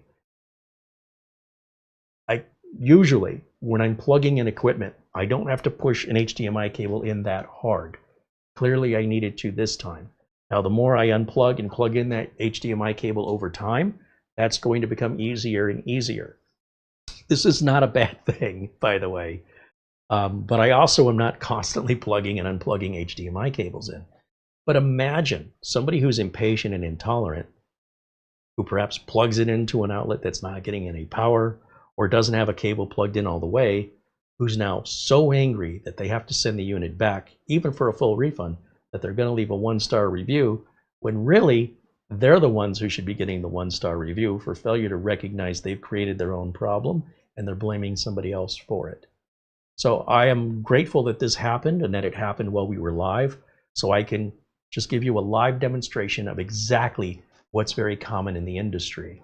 A lot of products are sent back that you can buy returned from Amazon. And I've shown this lots of times where I will see returned products that are brand new and there's nothing wrong with them. The end user, Lord only knows what their misconception was, but that comes to our benefit if we know to look for returned items, because more times than not, there is absolutely nothing wrong with those returned items. Sometimes I have to send something back. But as long as it's coming from Amazon, Amazon Prime Warehouse or Amazon Warehouse, I have that same 30 days to return it. And quite often, there can be a significant discount because it was returned. After all, if you were selling me a returned item for the same price as the used item, for brand new versus used, why would I buy the used one? So there's no law that says they have to discount it. They do have to say it's returned or used. That's required, but they don't have to mark it down in price. But on the other hand, you as a consumer have no incentive to buy it. So how do you sell it? You lower the price. And in some cases on Amazon, that price difference could be quite large. So there's a number of items that I have purchased that were returned that more times than not, like 9 times out of 10, they're like brand new. I just scratch my head going, I can't even imagine what somebody did to send that unit to justify returning it, other than they had unrealistic expectations or simply changed their mind. But that customer attitude can save you a lot of money if you know to look for those returned items on Amazon. And again, same 30-day return. So if there was a good reason it was returned, you can return it yourself. And it might be worth that risk of potentially delaying your project if you have to send it back, if the savings is worth it. You know, if it's a $10 price difference, who cares? It's not worth it. But if there's a worthwhile discount, and it's for each of us to decide on our own, I just want to raise your awareness that that's a possibility, and that's how a lot of items get returned. For that reason that you just saw right now. This won't turn on, it's broken. It does turn on, it's fine. And then when they leave 1-star reviews complaining about their own ignorance because they're blaming it on the company, it just makes my head hurt. But it doesn't mean it doesn't work out to our advantage.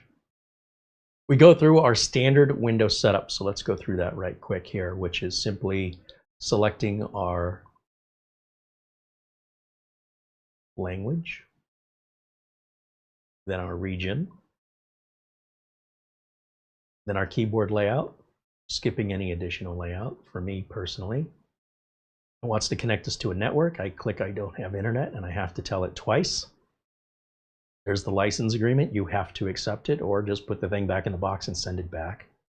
We'll put a username in here. I just put the word user since it's not mine.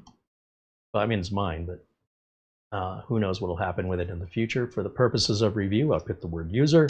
I leave the password field blank, so when we reboot, it goes right to the desktop, which I prefer. Finally, we're going to get the privacy settings up here in just a moment as it's, quote unquote, getting things ready for us. I always go through these the same. It doesn't matter if it's a laptop, a mini PC, a custom built computer, something I bought used, something pre-built. There is a consistency that they're all treated equally, just as we should treat one another as humans. I apply that to other areas of my life as well.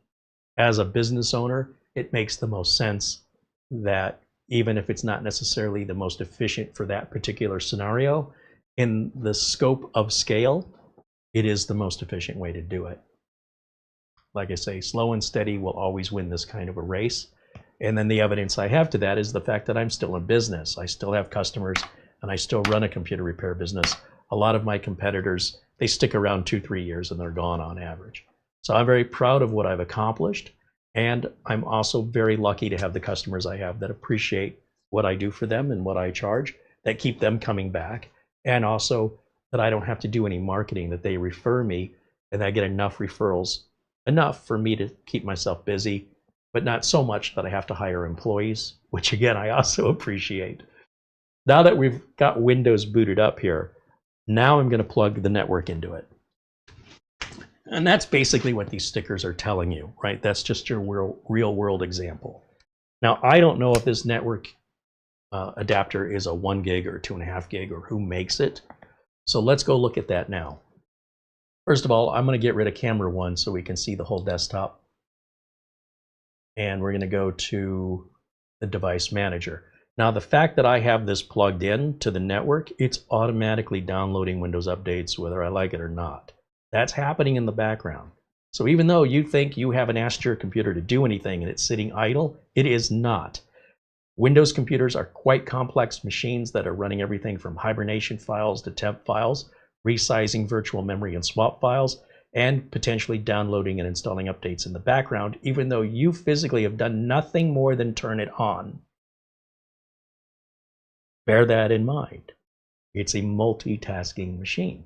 So even though you're not aware it's doing all of these things in the background, including antivirus and things, that's the beauty of it. Let me right click on the desktop and let's change this resolution to something I can read, because 1080 is preferred over 4K for me. And we must be in 4K. Yeah, we are.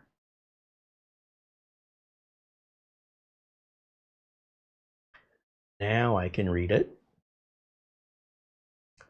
Let me check my power settings so it doesn't go to sleep on us while we're waiting for some updates. So we'll edit the power plan. Yeah, I definitely want to change that. That's maddening when the display goes to sleep and then you guys lose video every 5 minutes and I've got to shake the mouse. So we're going to set the computer never to sleep, because that's a feature for saving batteries. I don't know why any computer that does not have batteries would need a sleep mode, but that's just me. I don't see the logic in it. Now, right click on the start button and let's go to our system properties first and foremost and see what version of Windows we have and verify the hardware is what is advertised. It is an AMD Ryzen 7 Pro 5875U with built-in Radeon graphics. Right now we're at a 2 gigahertz speed, but that ramps up to 4.5 apparently when needed. It turbos up when the extra power is needed. We have 32 gigs of RAM installed. 3.14 is available because the other 0.6 is being used for the graphics card. We scroll down, we have Windows 11 Pro 23H2. This makes sense. If this model was released in October, that means it was released prior to 24H2 coming out. And this would have been installed at the factory, and that would have been the version at that time. Hence the discount. 24H2 upgrade is completely free and it will happen automatically, or you can force that to happen by going to Windows Update. So as I mentioned, it's already downloading updates right now. Not the 24H2 likely, but rather other updates to 23H2. Once it gets all those and it reboots, there may be a few more, or it may just immediately ask us if we want 24H2. We'll find that out while we're live. We'll close this out and we're going to go to our device manager. We're going to make sure everything looks good in here, that we have all of our drivers, and we can check and see what kind of network adapter we've got. So right here, alphabetized under the letter N, is our MediaTek. Now, the website said it was Wi-Fi 6. The Amazon product page is wrong. It's 6E. It's actually better than it's advertised. So you can see this works both ways, right? It's not just advertising incorrectly the things it doesn't have, but also advertising incorrectly the things it does have. So we, again, just as a common courtesy to Kamrui, we're going to make them aware of these mistakes. Now, if they don't correct them after made aware, we might have, an issue. But right now, we just assume it's an innocent little mistake. They make a lot of different computers with a lot of different possible configurations to each one. These are very easy mistakes when you've got a lot of inventory and a lot of different models and a lot of different configurations of those models where some wires get crossed. It's not uncommon and it's not a big deal. It is just a regular 1 gig Ethernet. It is not 2.5 and it's made by Realtek. I don't have any issue with that. I just like to know which one am I supposed to get. If I'm supposed to get 2.5 gig, I want to make sure I have 2.5 gig. This was unclear to me in the way it's promoted on Amazon because it said 1 and 2.5 and we only have 1. So which is it? Now we know. Okay. Beyond that, of course, we do have a TPM on a CPU this new, so we are going to be 100% Windows 11 compatible. There's no circumventing policies to get Windows 11 installed, which some unscrupulous manufacturers will do and sell on Amazon and other places. Let's go to Windows Update and see where we're at. I can tell you it's been updating. I just know it. Sure enough, it's been updating.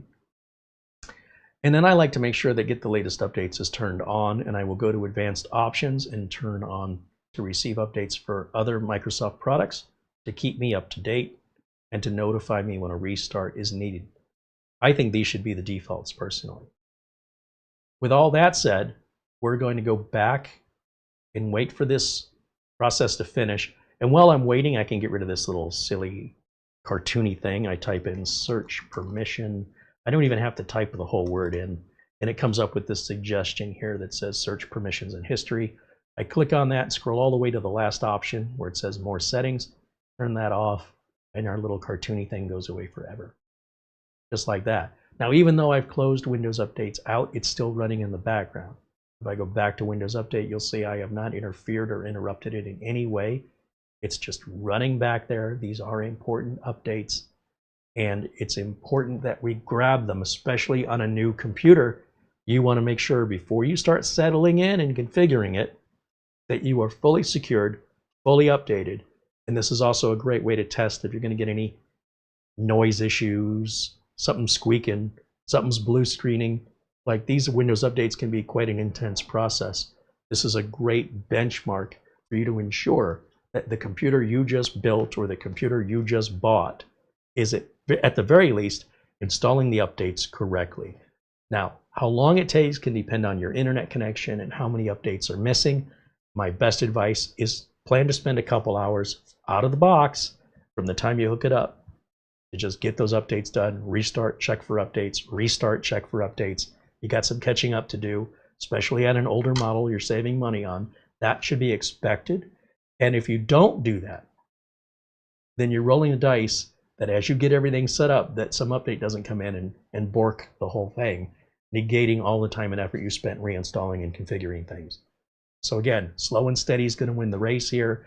It's a one-time event. When you buy it, you just go through this once, and it'll keep itself up to date from that point forward. Okay, that's the logic behind that process. So while that's updating, let me bring this, oops. Let me bring this camera down here so we can see what's going on while I talk to you. What questions do you guys have for me? This will be the time to ask. Make sure that's full screen.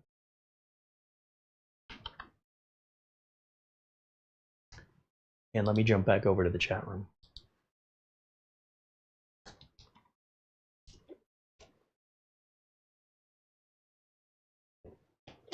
Mecca Cameron said, I thought yesterday was live. You can always tell the live videos because they're going to be longer, first of all, and they won't have different edits. Like you're not going to see this box over here, and in the next scene, this box is over here.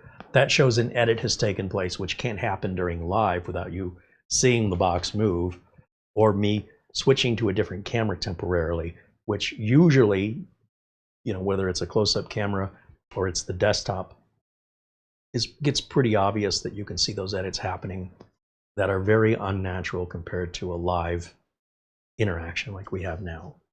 But overall, you can see that video is 12 minutes long. I pretty rarely make a live video that's 12 minutes long.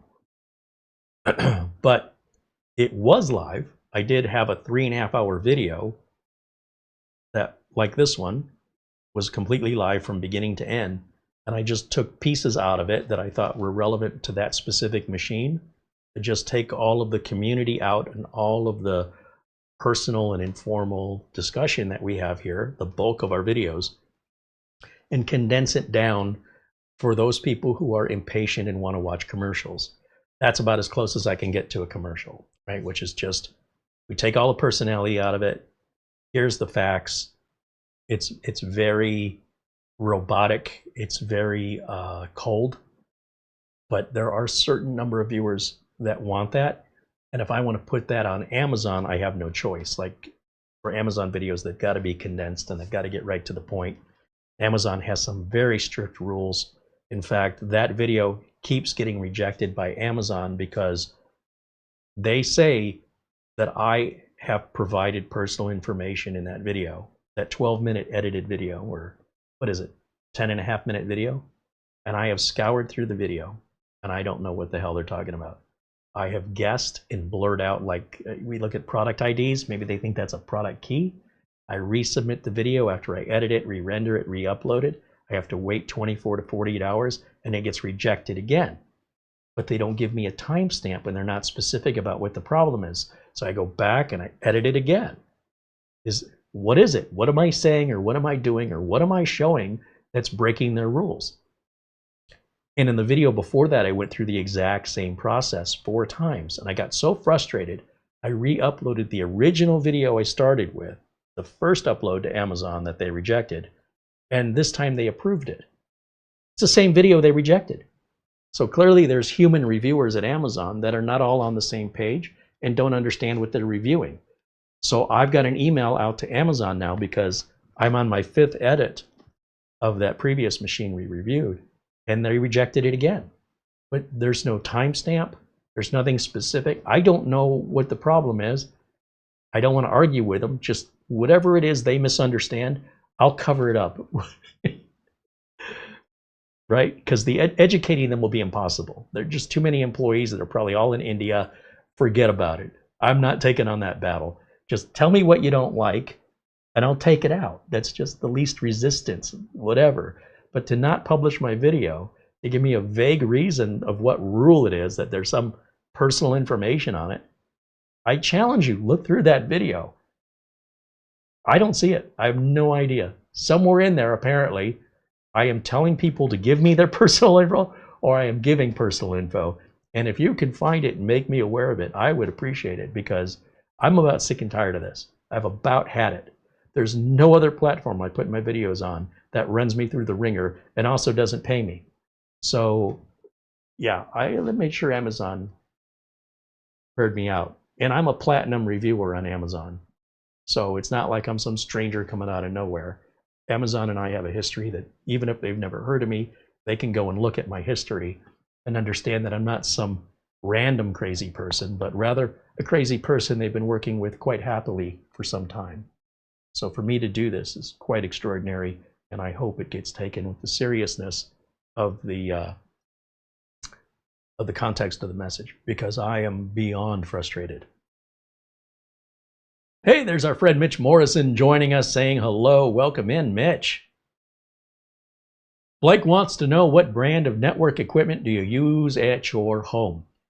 Well, we've got a little bit of ASUS Store, a little bit of Netgear, a little bit of TP-Link, a little bit of... Sorry, Mambo number 5 just came into my head for some reason. A little bit of QNAP by my side, a little bit of Synology. I shouldn't sing. I'm sorry. You gonna be okay? We don't have any particular brand other than what fits our needs, our budget at the time. We have a 10 gig switch that we ordered from AliExpress that we have not yet deployed but intend to, but we're going to keep a close eye on it because we're just not familiar with the brand. Our friends over at Serve the Home have had good things to say about it. I'm a little nervous. But at the same time, I recently had a Netgear switch have an issue for one of my clients that's pretty new. So just because you'd buy a name brand doesn't necessarily mean you'll be trouble-free, but that there is a peace of mind in the return process and warranty process. As long as you got a spare switch you can use in the meantime to keep your business up and running, send the other switch back. It's just the cost of shipping it, and then they'll send you a brand new one back in return. If we have a problem with the switch on AliExpress, too bad. You know, but that's what we did to save money and to kind of see if there's any value there. And it's going to take some time for us to live with it for a while before we can come to any conclusion if it was worth it to save the money, or if we would have been better off just buying a name brand network product. So we don't have any particular brand. We're not, I don't have an emotional connection to computers or networking equipment. There's no loyalty coming from me any more than there's any loyalty coming from it. It does its job. It does it to what I need it to do for the amount I'm willing to pay. And when that stops happening, I replace it. And it doesn't matter if we're talking about Intel or AMD or NVIDIA. It doesn't matter if it's a power supply manufacturer. I universally feel the same way about all components. They're there to do a job. The minute that either they're too expensive, I can't afford to hire them, let's just say, or if I find that their performance is degraded, like any other employer, I will replace them. And I will not necessarily replace them all from the same family. If it just so happens the same family has what I feel is the best value, that may happen for a while. But companies, they always change. And what's a great company today may not be a great company tomorrow. Look at how many CEOs Intel has gone through. Look at all the changes AMD and Apple Computer have gone through over the years, where they were, you know, in the case of AMD and Apple, darn near bankrupt and releasing crap products, to then rising from the ashes like a phoenix. Who could have saw that coming? So I will not specifically pick a brand and say this is the brand I use, like I'm blind to anything else around me. That's only hurting me. And the message I'm trying to send to you is that you should use whatever networking equipment meets your needs. And what I use doesn't matter. There's no networking equipment I am suggesting you avoid, only that you understand your expectations. If you want to order something that is going to be based outside of the USA, that you understand you may not have the support if needed. Not that you need it, but if you do, it may not be there. But you will pay less for that product. That product also may not run as well. On the other hand, depending on how you're using it, it may not run any worse, right? Depends what the issue is. If it's the environment, the building, or you're just not using it that much to make any difference one way or the other. And finally, you know, we talk about the news media. We talk about all of the false, fear-drumming, anxiety-driven news headlines. We've had a number of viewers that came in, and I just want to remind you, because I am sure 99.9% of you forgot about this. And I told you you would forget about it. Do you want to guess what? I want to see if you forgot. Do you want to guess what I'm about to remind you of that everybody was worried about? We had several people coming into our chat room saying something about the US government banning a big tech manufacturer. I just want to see how many people forgot about it. You know who I'm talking about?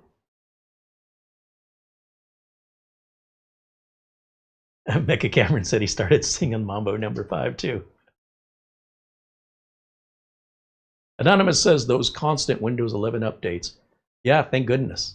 I mean, without those updates, the hackers are always at work every day trying to steal from you. And you should be praising the feat of Microsoft for giving you those updates so regularly and for free, because otherwise by now your identity would most assuredly have been stolen and all of your data would have been made public, and there's no putting it back. And since people don't know enough to do that, Microsoft takes that responsibility upon themselves to do everything they can reasonably do to keep up with all the latest theft attempts.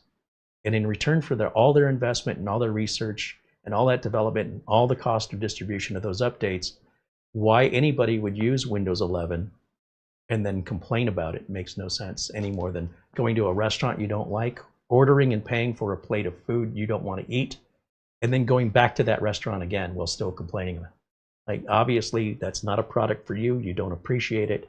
Let it go. Find a better suiting product. I don't understand whatever that frame of mind is that entitles somebody to something to be accommodated and specified for them to meet their unique expectations, which are unreasonable and don't take anybody else in the world into account. It's only what they think that matters. That's a bad attitude, man. And I'm not saying the person in the chat is implying that, but I see it so much online. It's just like entertainment for them. It's a weird form of bullying that I just feel is sad. Why anybody would voluntarily cause themselves harm and pay for it and then complain about it afterwards and go back and do it again? How does that work in their mind? If I didn't like those Windows updates so much, I wouldn't be using Windows, and I sure as heck wouldn't be watching a video about Windows. But again, I'm reading into a comment in a very negative way that may not have been what was intended. If you don't want to use an operating system with updates, basically you have to go offline. Whether you have an Android or an Apple product, if you're not getting updates, you're basically just opening your wallet and leaving it for anybody to take whatever they want out of it. And if you want to, I mean, I'm assuming you wouldn't want to do that, but maybe you do.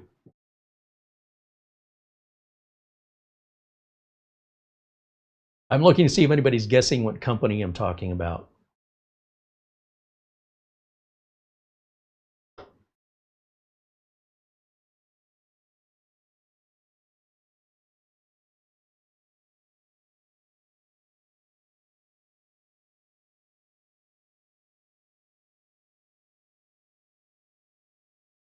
Scott remembers. Scott in the chat room remembers.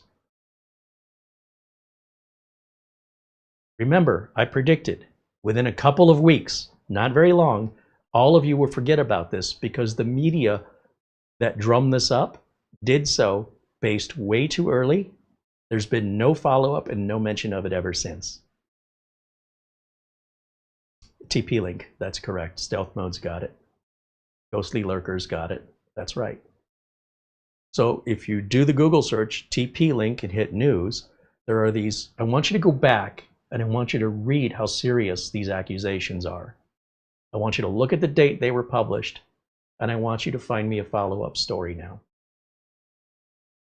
Now, if this was unique and it very rarely happened, it might be a novelty. But the fact is, most of the news stories you're reading now, they are flooding you with so much information every day, it is nearly impossible for a human brain to keep up. So all they do is they move you from one fear to the next fear to the next fear with no resolution to the first fear. It's just not resolved. And if it is resolved, you have to remember to go back and look for it because it's no longer the clickbait that they're getting you addicted to every single day. They get you coming back for more. And if you do that, that's on you. If you're doing it and you're not aware you're doing it, I'm trying to make you aware. This is a common trap so many people in our society are falling for today, and the media companies are making a lot of money. That's not to say that everything the media companies publish is fear-mongering, but it is to say every day is another news day, and every day you got to fill that space with something new. It all doesn't have the same value. Some of these news stories are very important, and other news stories are just filling space. It's up to you to decide, but be aware that's what's happening. The news used to not be like this in the 70s and the 80s. It wasn't there to just fearmonger every single day, 24 hours a day, 7 days a week. You can thank CNN for this nonsense. So now when there isn't news, they make news up. Sometimes the news is about themselves. You've got to keep filling that space. That's got to be exhausting, wouldn't you think? But that's the world we live in. And TP-Link is just one that comes to mind, that here we go again. And there's one that we can verify and show you from pure, real reality, not from conjecture and not from some conspiracy theorist, that you can just verify the events that took place. And the question you should be asking yourself is, how many of these stories have you forgotten that you never got a resolution to that turned out not to be stories? Because I guarantee you this is only one you're aware of. But that's, for me, I now have to read every story on the news with a little grain of salt that this may just be filler, just filler content. And I should value that content accordingly. Is this disposable content, or is this helpful, useful content? What is the goal of this content? Is it to get my click and to get me worried and scared, to get me coming back tomorrow? Because if that's what they're trying to do, overall it's working.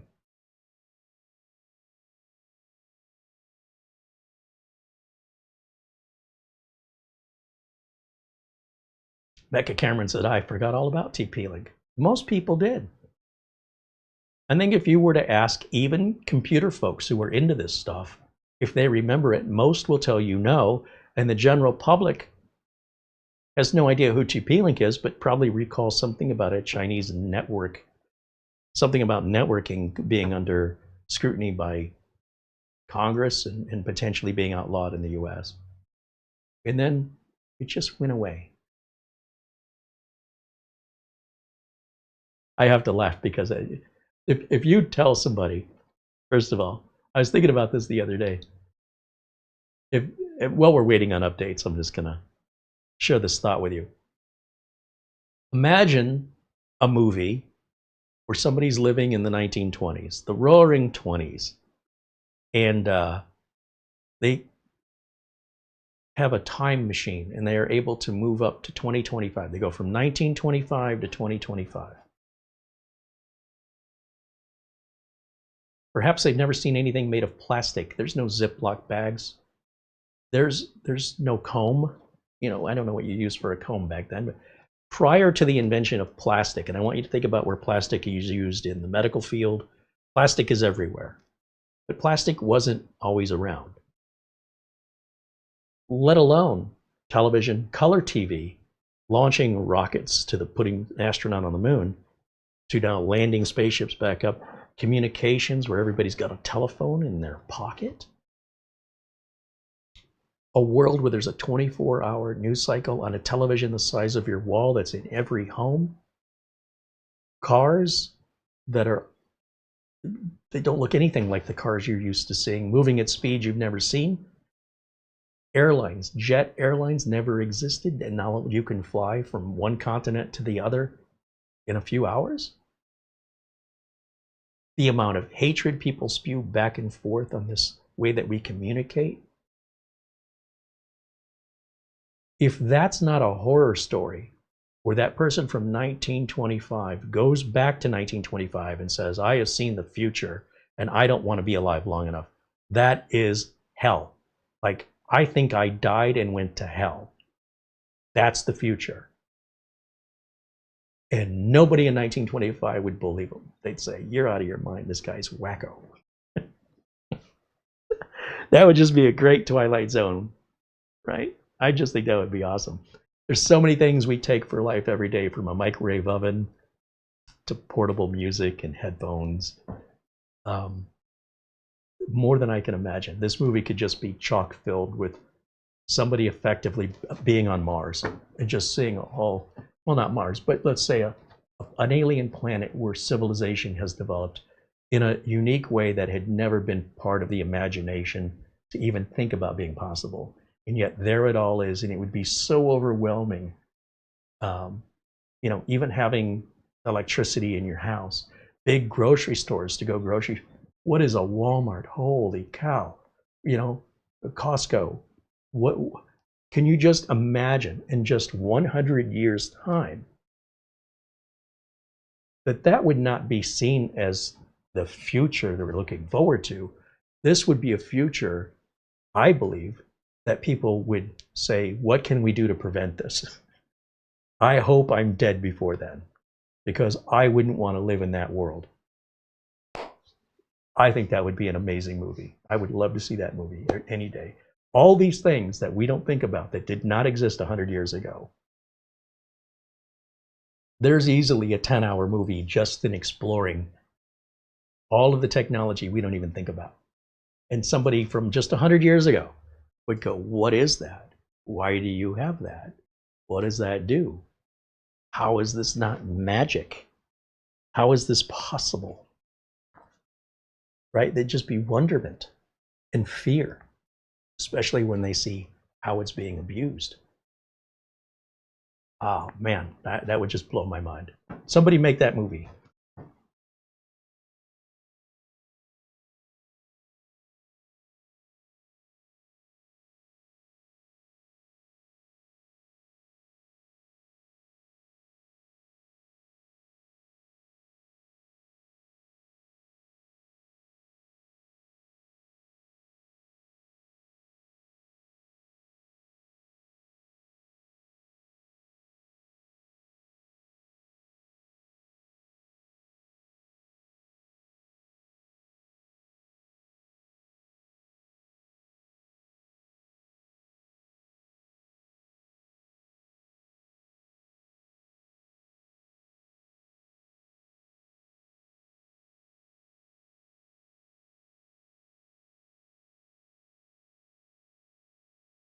Channel Zero says, don't forget gas stations. Or what about electric cars? John says, I'll do it. I think you should. Send me a link to it. I'd love to watch it. Scott says, what about just from 1980 until 2025? Just 45 years. I don't know. I saw a lot of this coming in mid-1980s. I never imagined a smartphone. I mean, I imagined the flip phone for sure, but not the smartphone. The capability of these little guys is very impressive. And when I sit and think about what this little phone can do, it's not even a phone. It's a computer with a phone app. How much power that's got? Do you remember in the 1980s, if you got into a car accident, what did you do? How did anybody know to call the police or an ambulance when there was no phone? I mean, there was a phone somewhere. Does anybody remember those days and what you would do?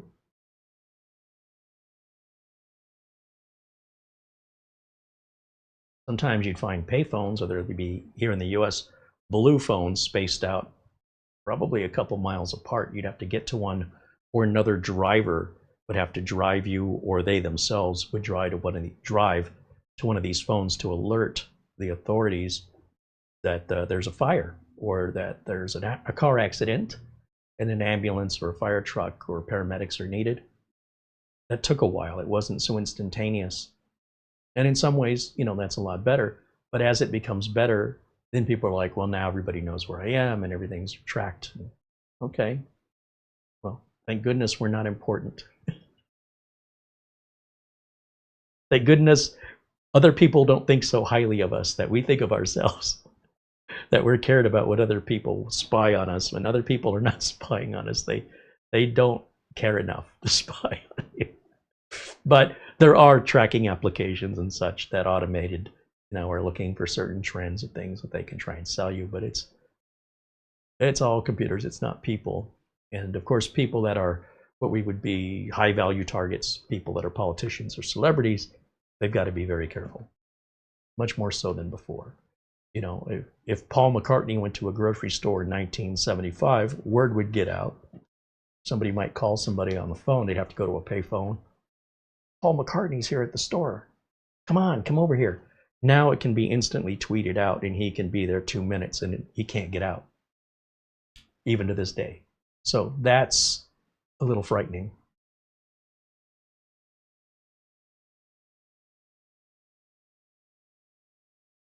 Still installing this one last update. I'm waiting for that to finish so we can reboot. Remember, this will take a while. That's normal.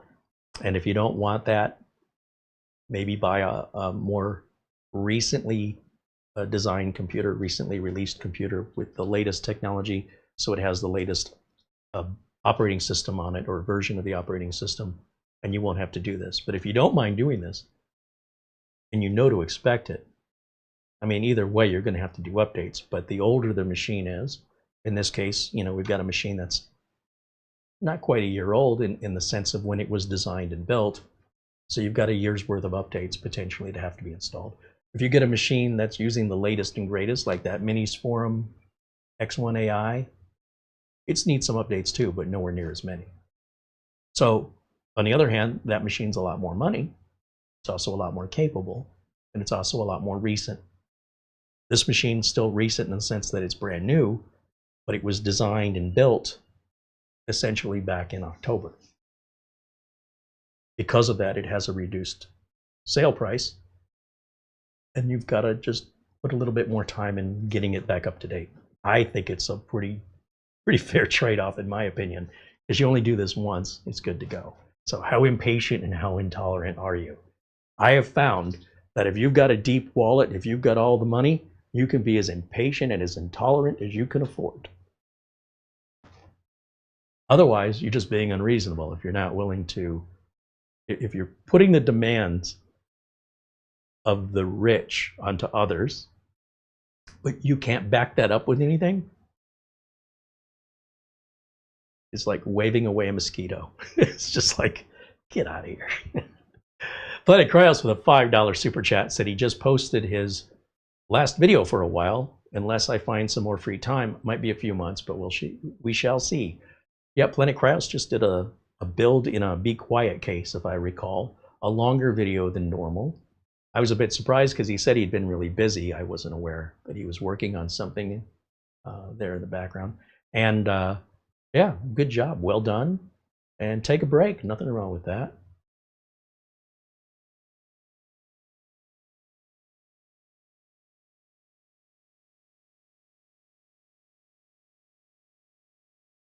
Andy Kane said he had an issue. There was a driver in the device manager. We're going back to Andy had an error, or in this case, I guess a device manager error that I wasn't real clear about. And he asked a couple of days ago during a live video. So I had to keep kind of moving along and then revisiting if Andy had responded to me. That's why we recommend the forums for this kind of support, that you jump in there, you can leave a free message on our message boards, and then we are able to get to it when we can focus solely on you, and then you're able to get to it when you can focus back on us and leave your response. And we go back and forth that way without me juggling or spinning plates over here, which is quite challenging for me to do at times. And so getting back to Andy's issue, he said he had a driver in his device manager that had an issue, and what he did is he rolled the driver to the previous version, and that solved it. And then he said he needs to update his BIOS still. And then my next question, just out of curiosity, is what driver was it? Network card driver, sound card driver?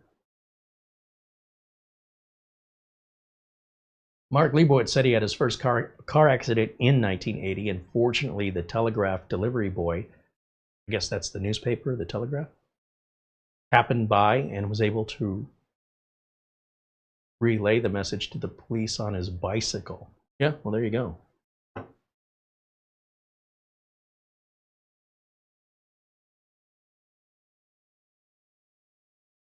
Eddie Sawyer joins us, says hello, welcome in.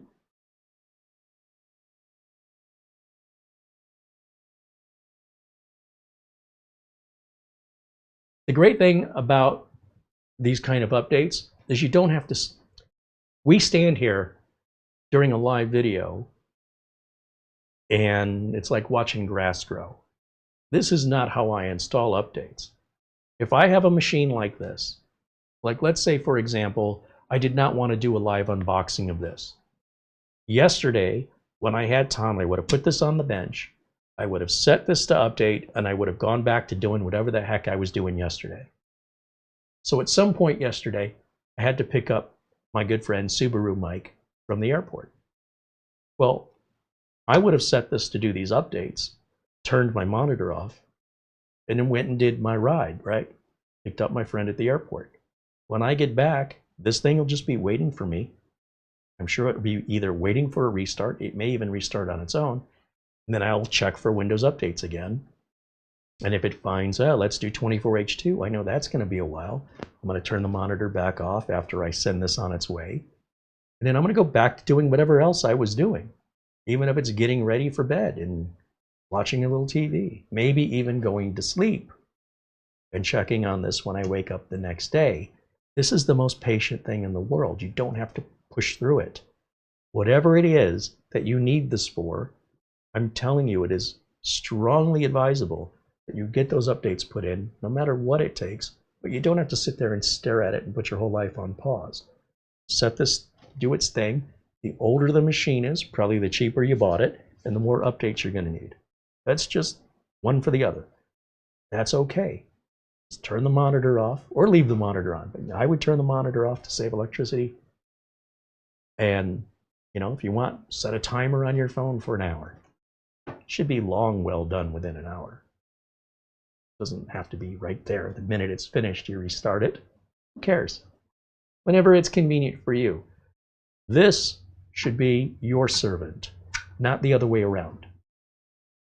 But some people act like they have to respond to this instantly, or the minute their phone beeps, they have to instantly respond like they're some kind of a servant.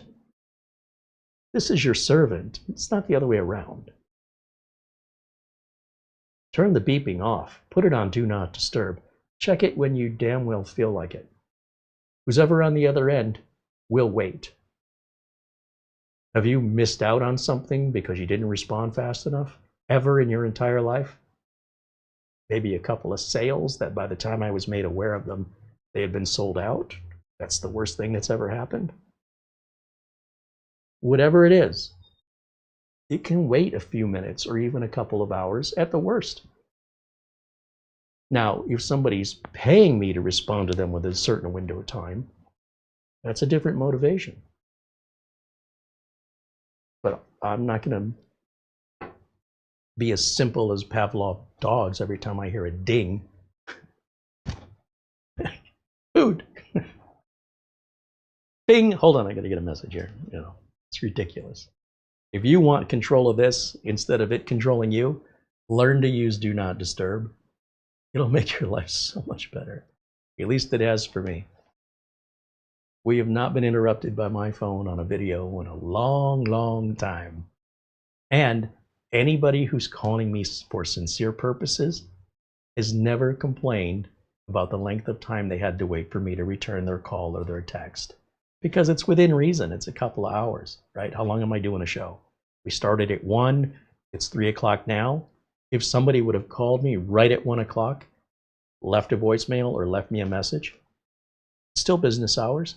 By the time we're done here today, I have time to call them back and focus on their call. That's par for the course. And they pay me, right? So it's not just a question of if somebody's paying me, there's still a reasonable time for a response. It does not need to be immediate. Now, if you're 12 years old, you got nothing going on in your life, different story.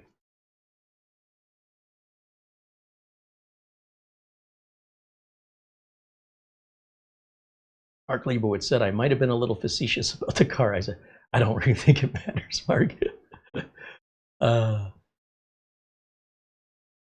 Skeeter wants to know if I'll use Christopher Titus's program to take all the bloat out of Windows 11. No.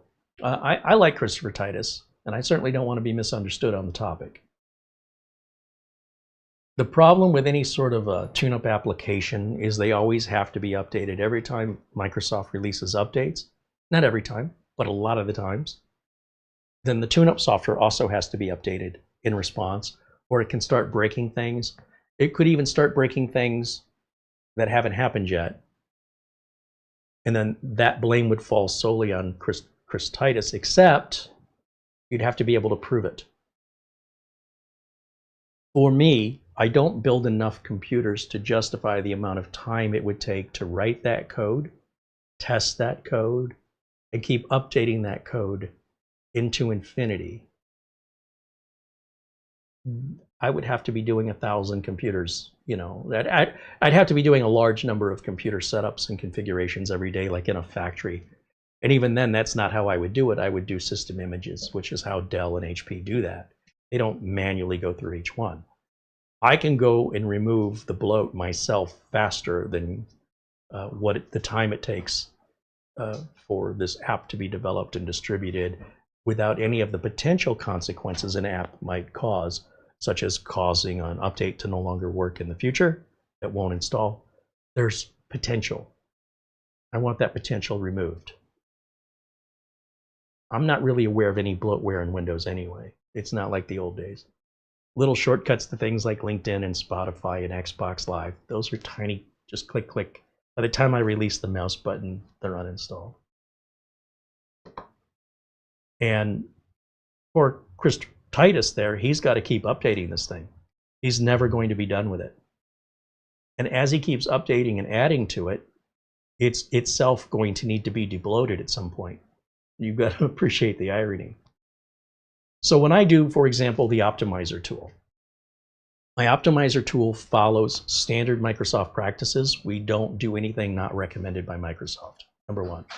This reduces any chance of there being a future consequence to an update not installing due to a change we made because we thought it was superior to Microsoft's recommendation. I don't know what Christopher Titus or Chris Titus, what his code is doing, but if I don't run it, I don't have to worry about that potential. Number two, when Windows 10 expires, that Windows 10 optimizer will no longer be available for sale. We will remove it from the site. Once Microsoft abandons Windows 10, we now can focus on the Windows 11 optimizer. We will not do them both at the same time. When the Windows 11 optimizer comes out, we will continually update it as needed until Windows 11 support ends, at which point we will cancel that. We have to. Otherwise, we will be buried and we will have more work than if we just didn't do it at all.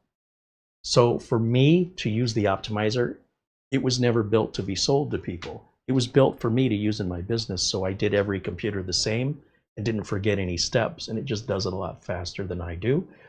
And it's all done through Windows, which Windows allows you to do. I've just, between myself and of course Nick over at D7X Tech, condensed it into one tool.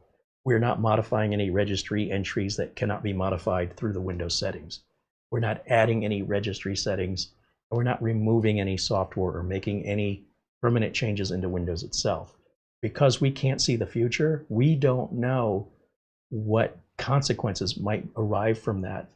And on top of that, it'd be very difficult forensically to go back and figure out it was because of the tool. Now,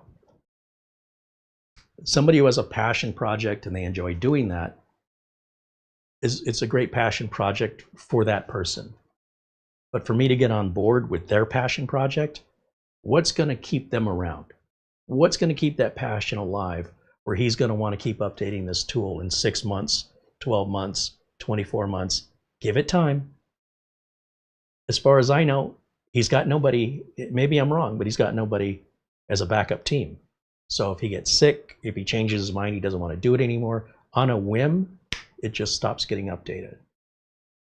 So I'd rather not even get involved with it to begin with for those reasons, but they're not personal. It's not like I don't think he's capable. I just don't need it. And if I don't need it, I don't want to add it to the PC as a potential point of failure or cause of future failure. If I never put it on there to begin with, that potential is eliminated. And the amount of time it would save me, negligible. It's not really any bloat. As far as I'm concerned, the closest thing you have to bloat on a Windows 11 computer may be Microsoft OneDrive, but you might need that. Microsoft Teams, which isn't really that much bloat anyway. And I removed the remote desktop connection for security reasons, not for bloat, on the Pro version of Windows 10 and 11. Everything else are shortcuts. They're just shortcuts. Who cares? You just don't want to see them. but they're not having any impact on performance. I would challenge you, de-bloat Windows and run all your performance tests before and after. There's no difference. If there is, it's so minor as to not make any difference outside of benchmarks that could be measured by a human being.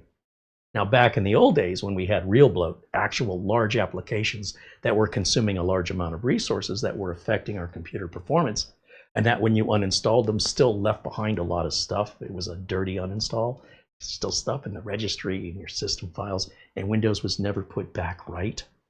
It was always just a little bit slower than it should have been, even when the app was removed. That's what we call bloat. What you're talking about is not bloat. It's a twisted conflation of resource hungry, and I'm talking resources on your storage drive, resources on your RAM. That's not happening.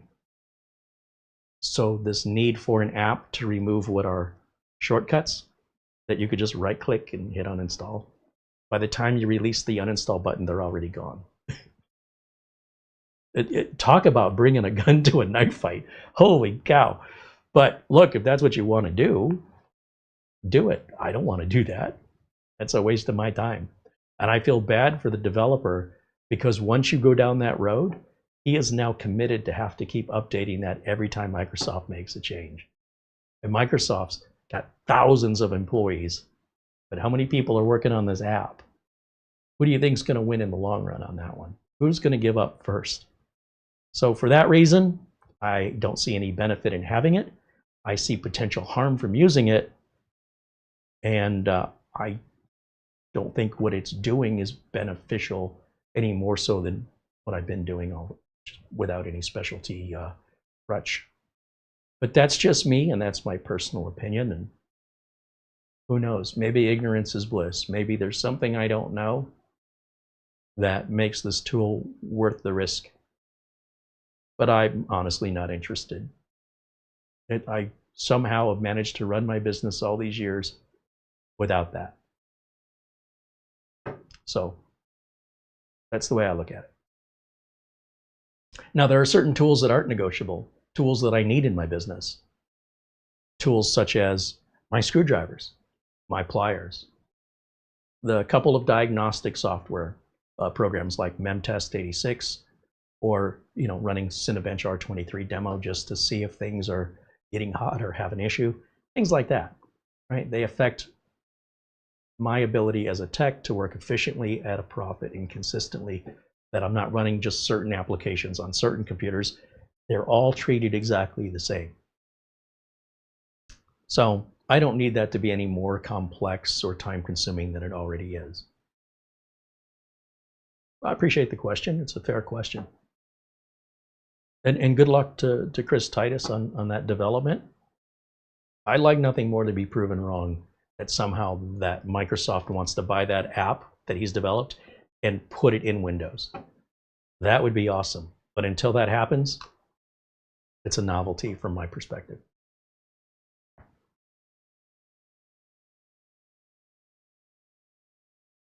Skeeter says he got a Minisforum UM690 Ryzen 9 6900HX processor with 32 gigs of RAM and 1 terabyte NVMe storage with Windows 11 installed for $249. That's a steal. Where'd you find that deal at?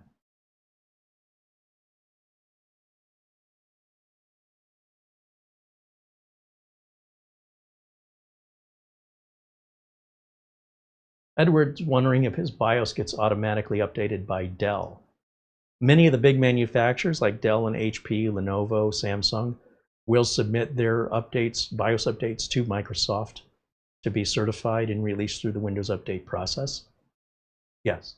But when you build your own computer, you have to do it yourself.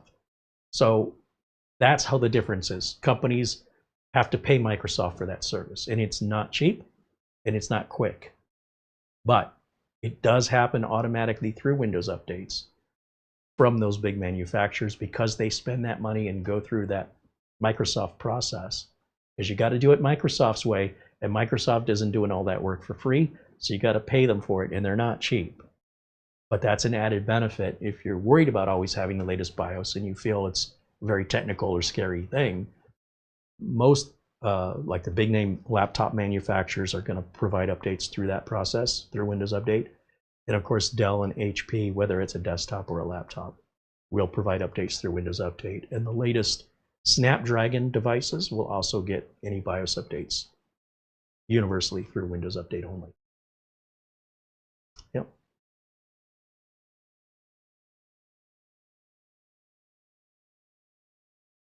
Charlie wants to know, are there any ideas on why they changed Outlook?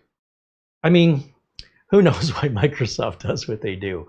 They might be planning ahead for some other service that they're looking to implement. And in order to prepare for that, Outlook has to be able to have certain features built into it. It may be that they have to always seem fresh from the investor's standpoint, looking for returns on their financial investments. Where's my dividends? What are you doing to project realistically what your income's going to be? What are we doing to bring customers back and to generate more revenue? Or should I just sell all of my stock and move on? So you've got to satisfy your investors first. That is the rule number one of a big publicly owned company, is you're not there for your customers and you're not there for your employees. You exist solely to the financial benefit of your investors. So sometimes that's to a customer's detriment. We're going to start turning on subscriptions and forcing people to pay. Would be something Adobe perhaps said to their investors. Probably some customers weren't real happy about it. I imagine, and all I can do is imagine, that Microsoft has to continually show innovation and potentially update products in a way that they can be built onto in a way that they're not using now. That's my guess. But honestly, you'd have to be working at Microsoft to get that information, because Microsoft has competitors, and so they're going to keep a lot of their information private, and they're going to play their cards close to their chest, as would any other poker player.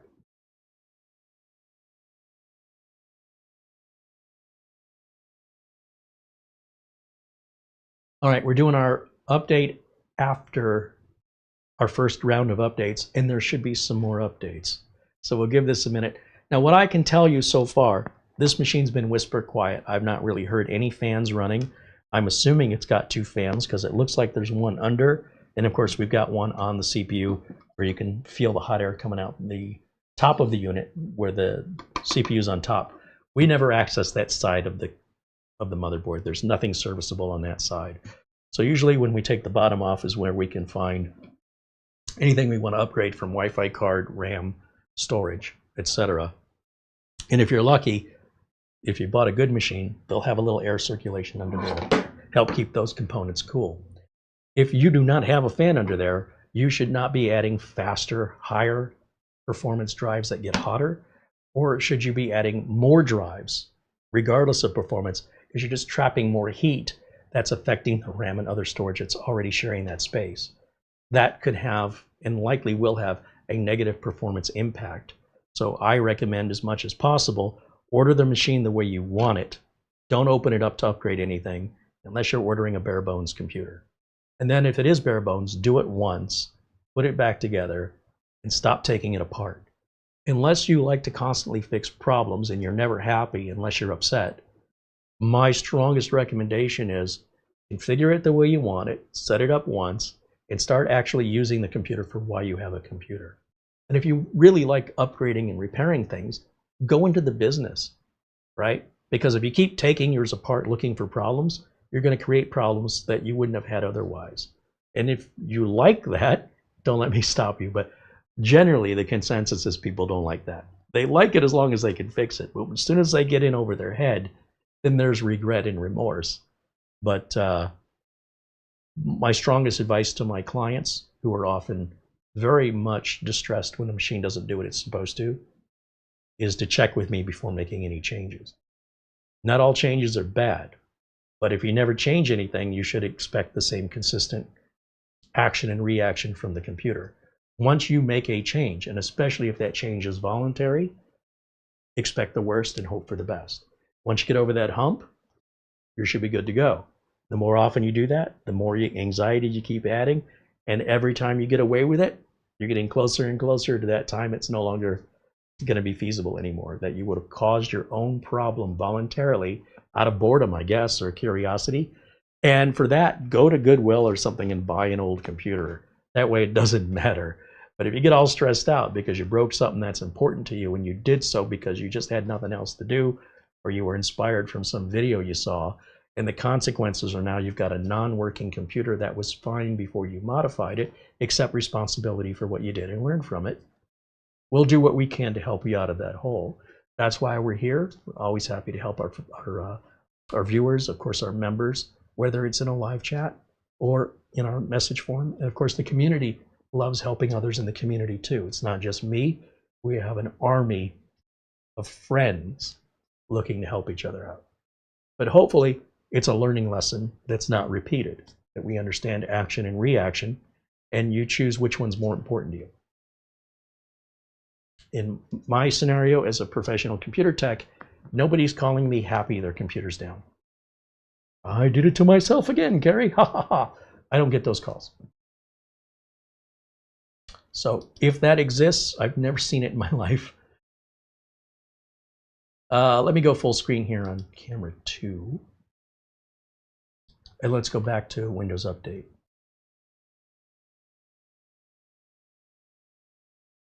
Now, this will eventually offer us 24H2. If it doesn't, we can force it. And you'll see I constantly hit the check for updates button.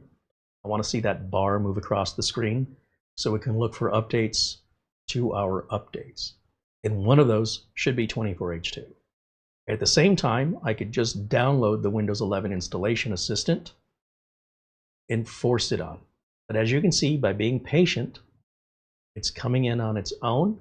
This is a big update. We're not going to sit and wait for this to install today. This will be probably 45 minutes to a little over an hour before this is done in most cases, and that's normal. But what I will do, we're going to come back over to camera 1, and let me do what I can to address any questions about the Kamrui or any other tech questions that you have. And then we'll wrap it up for today because we're a little over time. And I will do my best to follow up with a teardown just to see what's inside. And if I can, condense that back into like a 10-minute overview for people who just want the cliff notes and they don't want to be part of a community. They just want a commercial made. So I have to wait for all this to finish before I do any of that. But there is a picture with the bottom off right there on the Amazon page. So we're going to see exactly that when we open it. But I will follow up with that regardless. Mortant joins us and says hello.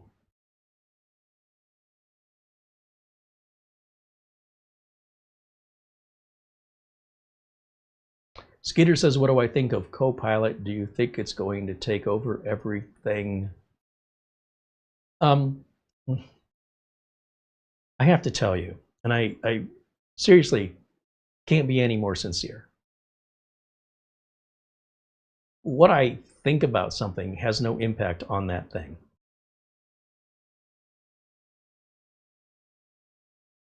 I think having $1 million would be great, but that doesn't get me $1 million. It doesn't get me any closer to it, and nor does it mean I'm right. Right? That could be a nightmare, having that money and trying to protect it and keep people from stealing it, and having all kinds of people suddenly become my friends because they found out I have this money. And you know what I mean? Like, this could just be a whole nightmare that happiness just isn't something you can buy. Maybe a puppy.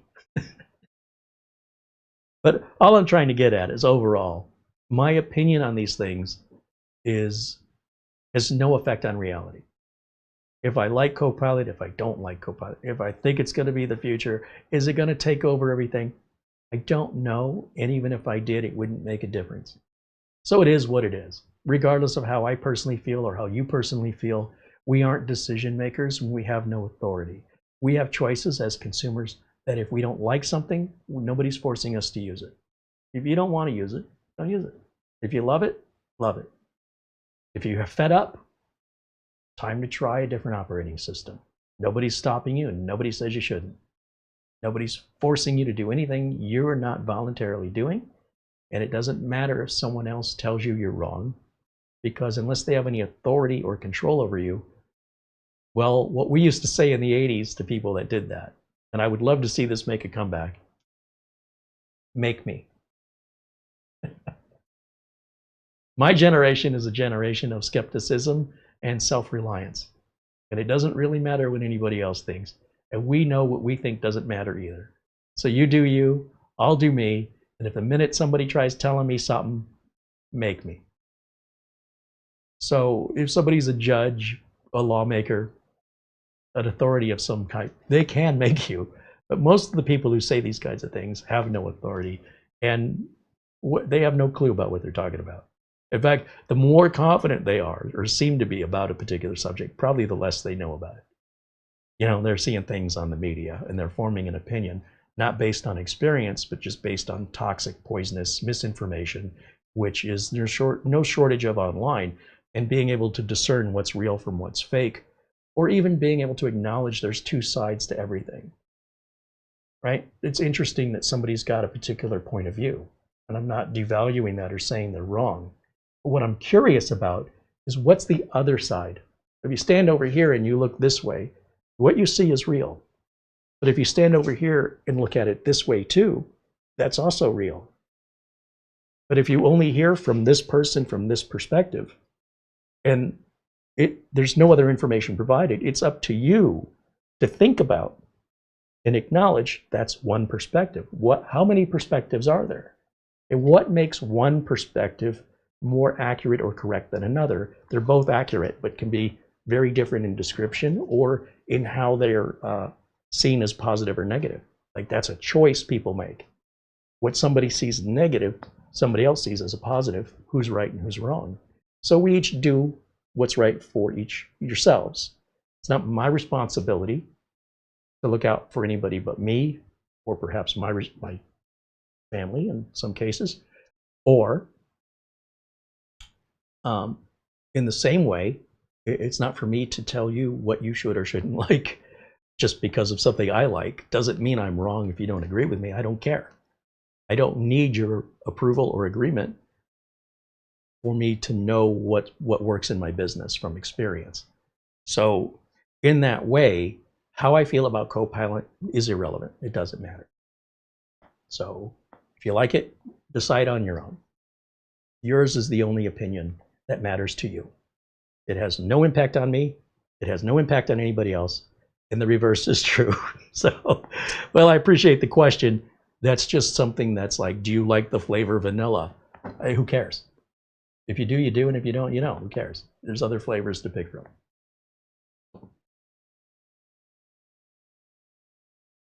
Is Carey going to drop a new religion on us? Well, if being courteous, polite, showing people tolerance, if what we used to call civil behavior is now referred to as a religion, then bring it on. Okay. Again, I'm just strongly emphasizing how important it is in the way that I was raised that we treat others the way that we want to be treated. And we set examples. Even when we're not treated fairly, we don't fight fire with fire necessarily. An eye for an eye leaves a lot of people blind. So if we have to rise above and get on our high horse, I think that's something to achieve. I think that's something to be proud of. It takes effort. It's not easy to rise above and get on a high horse. It takes extra effort. And nobody can say you're a bad person. Well, they could say it, but it's pretty hard to demonize somebody because they're too good or because they're too courteous. That darn guy opened a door for me.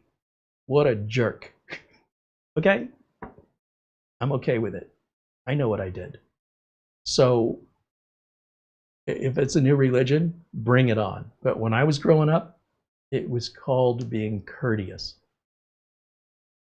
Guess I'm getting old. Maybe a religion is needed to get people back to just common courtesy. Maybe that's what it takes to motivate them to understand there's other people in the world besides themselves, and that the world owes us nothing. And if you want something, go out there and get it. Don't expect it delivered to your door from Uber. Get off your butt and make it happen, or shut the hell up. That's how I was raised. Tough world, kid. They taught me that when I was like 7. The world owes you nothing. You're not special. If you want something, go make it happen. Nobody's stopping you.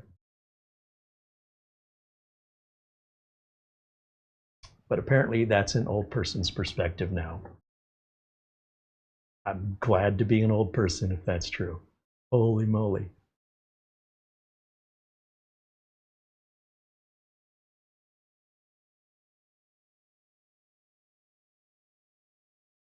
David Graham said, Copilot's so realistic and smart, I say thank you and goodbye to it.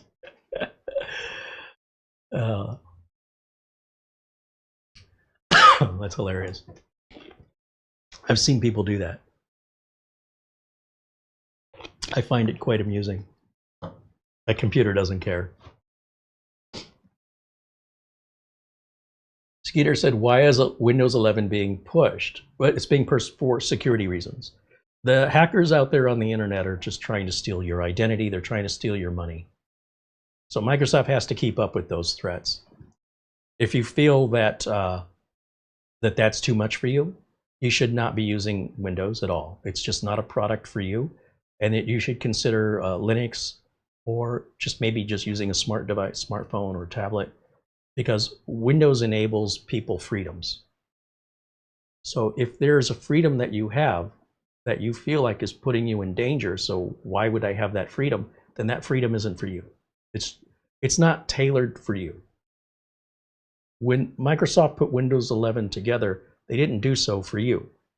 They did it because, number one, they have investors to answer to, and number two, the amount of threats being received and generated online every day from the world, right? When you connect to the internet, you're connecting to enemy countries who hate you. They've never met you. They hate you. You don't deserve what you have, and they're going to try everything they can to take it from you.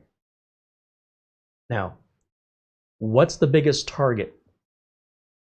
The biggest target, if you're going to write a virus and you want it to affect the most amount of people, if I sell a product and I want to sell the most amount of product, I want you to think about this. If I sell women's shoes, I'm a shoe manufacturer and I design women's shoes, I've already lost half the population, give or take, in potential sales, right? If you take the world's most popular operating system that is in use, by far and large, by more so than any other operating system in the history of the planet, then if you write a virus to that operating system, the number of targets that you will hit is higher. You've increased your odds of success by the amount of potential success in total that's available. But if you write a virus for an Atari 400 from 1981, how many potential targets will you hit? So the fact that you choose, let's be clear, you voluntarily choose to use the world's most popular operating system should be a no-brainer that that operating system is constantly under attack. It's got a very large reward system.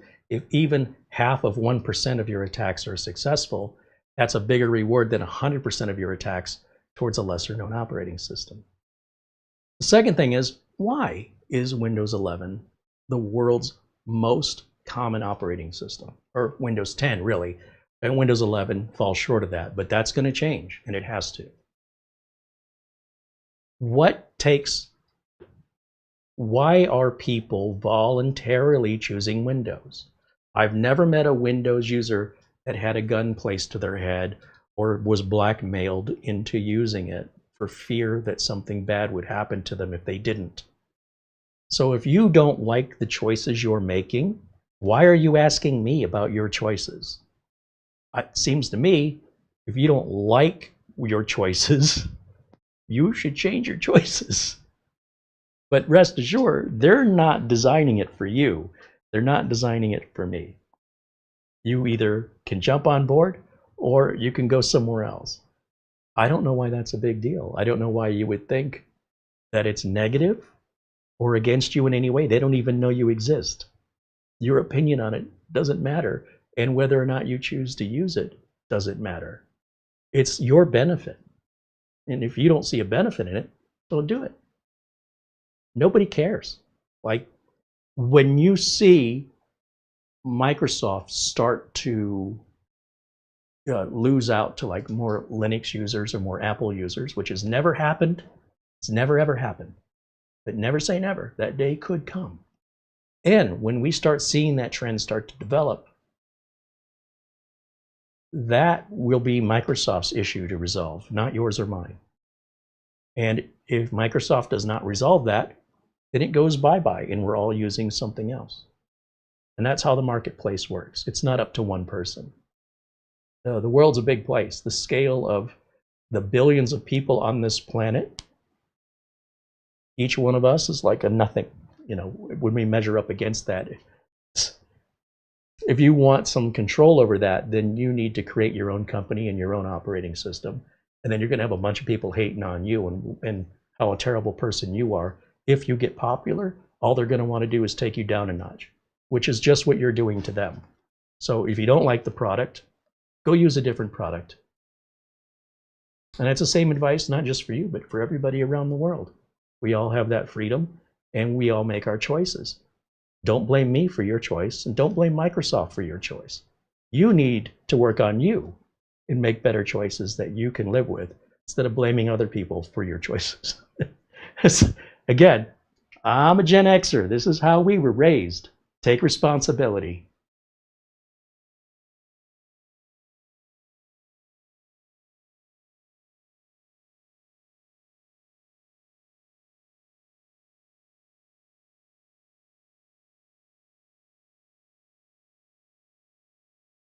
David Graham said, Honda's made the first affordable flying car. You go first. At least if I get a flat tire in my car, they don't have to foam down my driveway. It's bad enough I get into a car accident, but then I got to fall several hundred feet down to the ground.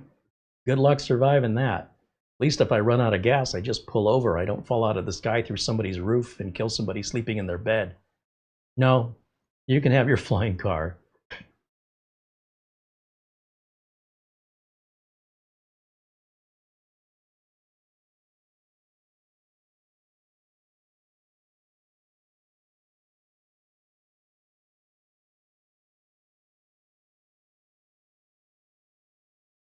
Again, we appreciate all the questions, and even if my answers come across a bit strong, they're genuine and sincere. I'm not, sugarcoating it. I'm just telling you this is how it is. It's the way it's always been, and they're not changing it for you. Sorry if you were under a different impression than that, but as long as you keep having unrealistic expectations, you're going to continue being upset. But there's nobody that can do anything about that except you. When we have technical issues to resolve, and I keep saying this over and over again, we're certainly happy to help people with actual problems they have. But if their problems involve anxiety, I'm not a psychiatrist. I can't help you with that. I'd love to if I could. That's just the world we live in. But if you have an actual technical problem that you yourself are dealing with, I absolutely can help you 100% of the time. But when you're having an issue of attitude, that's on you. Sorry, I can't. I can just point it out, but that's about all I can do. I can't make it change.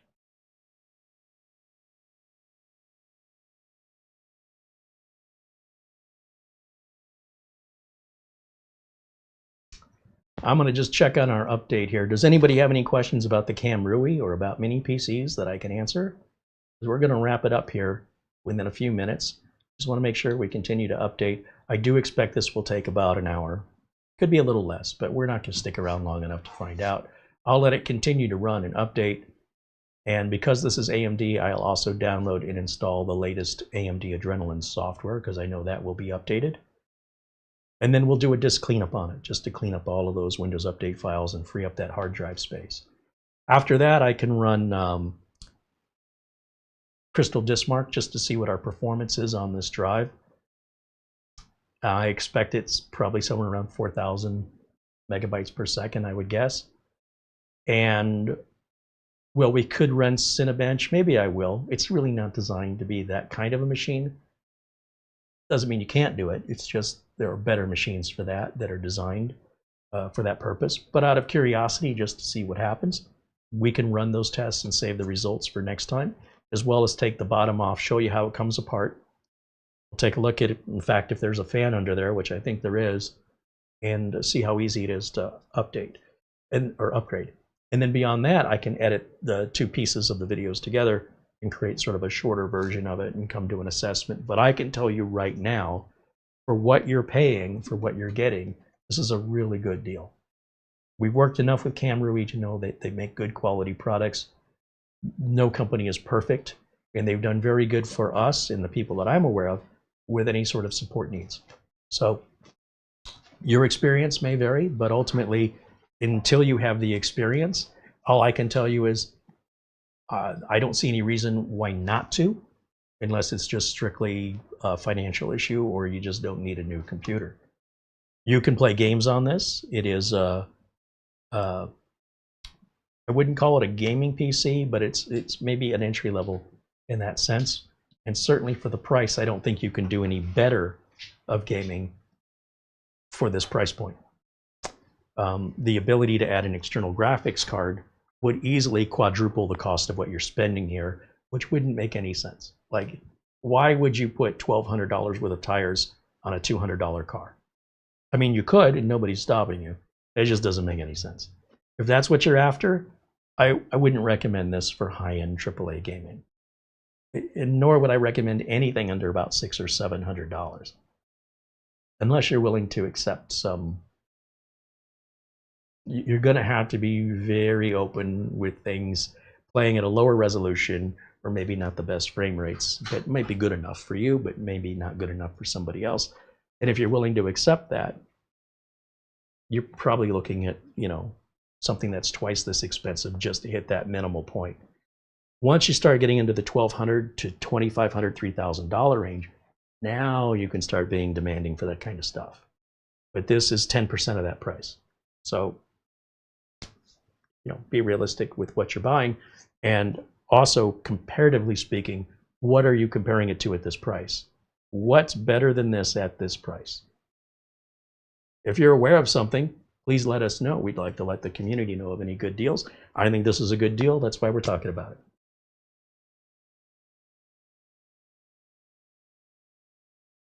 John Williams says, thank you for all the live stream. Well, thank you for the live stream. Have a good night. Thanks, Tamara, for all of her efforts. Right on. Absolutely. Especially now, we've moved the office to upstairs and things are reorganized and different. And once you get in your habit and your routine, it's a little upsetting. You got to get used to everything being different. And we're renovating all this week the downstairs office. And then that downstairs office, once it's done, will enable me to start moving some items out of Studio C, so I have a little bit more room here and can work on the proper setup that I've been wanting since I moved in, but it hasn't been possible. There's just too much stuff. And then maybe the office will move back down, or maybe we'll keep it up. I don't know yet, but we have a bunch of stuff, and we have to move all the stuff to work on a room that we need the space for the stuff. And then once that's done, then we can move that stuff over there. Yeah. So it's a constant moving things around and shuffling things around, because the studio really should be in its own building. It's grown to a point, we've got so much inventory, it's taking up so much room. We're doing what we can to be able to both live and work in the same spot here, and it's providing a challenge. But until we get these rooms ready, we really don't know how well this is going to work. Hopefully it's the solution we're looking for, but time will tell.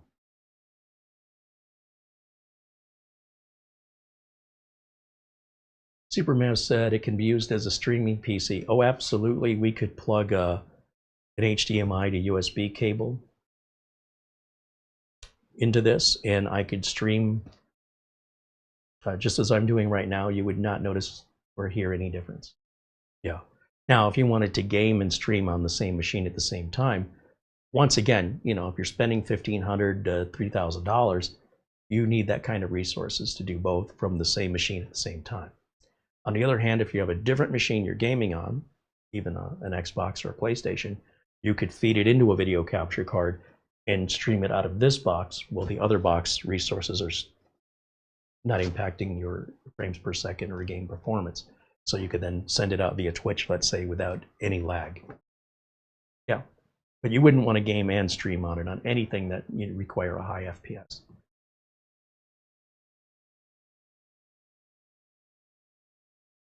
Barry Klein said Studio C's a large-scale implementation of a Chinese tile puzzle.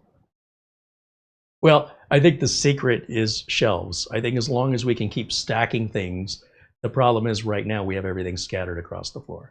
So with one shelving unit, we can probably clear up a lot of the floor by simply building vertically. So that's an idea. What it is in practice, we'll have to wait and see. All right, any final questions? This is your chance.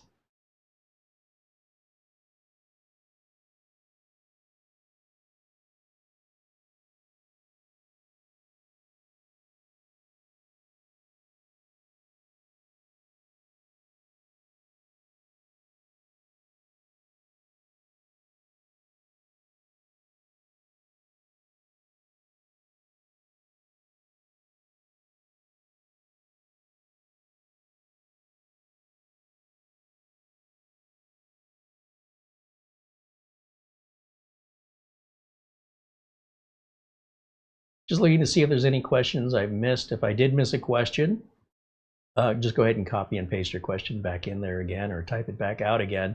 I do want to give everybody an opportunity to interact. We love having you here. I want you to know you're all welcome, so long as you're kind. We love having you here, especially to our members and our regular viewers. We appreciate you guys very much. To new viewers, you're all welcome here, so long as you display that kindness. You're not only welcome here, we'd love to see you again and again and become a regular part of our interactions in our community.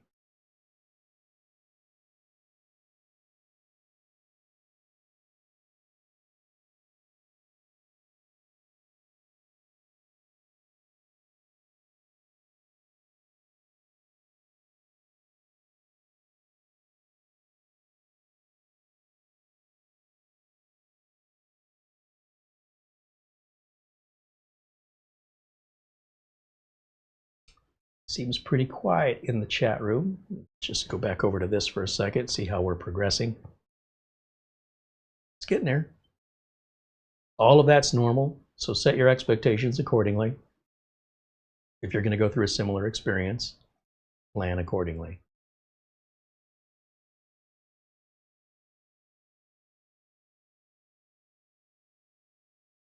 Nick said he had a great time watching.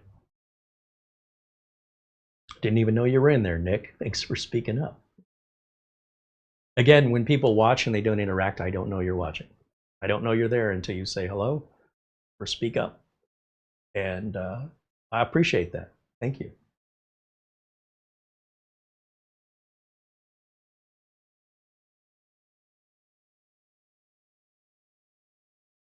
Okay, well, I think I have waited long enough for any responses. So I guess that'll wrap it up for today. One more time, I will plan on coming back and showing you some screenshots of Crystal Dismark results. We'll run Cinebench R23 just to see what our score and highest temp recorded is on the single and multi-core tests. And then we will live take the bottom off, take a look inside, see how it comes apart, see what's upgradable. And then you can evaluate it for yourself if you think it's worth buying. Not for me to say, but I certainly can't find any reason not to buy it or to avoid it. And of course, if you do end up getting one and you'd like to share your experience with us, your actual experience of having had one or having one, we'd love to know what you think, what you like, what you don't like, or overall, if it's buyer's remorse, or would you recommend it to others? And getting a consensus from our viewers in the comment section below, from people who have experience with it, can help our community and others like yourself who may be on the fence if they should buy one or not. You know, who knows what potential bias an influencer may have. But from the community in general, especially from multiple people who are mostly all saying something similar, good or bad, I think that's pretty critical information from a potential buyer. Stealth Mode said, thank you, Carey and Mara, friends in chat. Enjoy the hangouts and learning things. Well, thank you for hanging out with us. Patrick says his APC battery backup is working fine on the original PowerShoot software.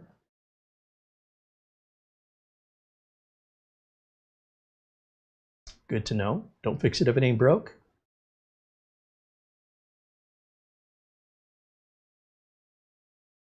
Stealth Mode said, sent you a reply regarding the book. Yeah, if you want to reach out to us, by the way, the best way to do that would be to use our email address, which is right here on the screen, showcasecreate@gmail.com. And if you're looking for any, like you want to purchase the book or anything like that, best handled in email back and forth where you don't get lost in the chat, or I don't see the responses, and that way there's a direct one-on-one communication that way. And yeah, we encourage you to use it. showcasecreate@gmail.com.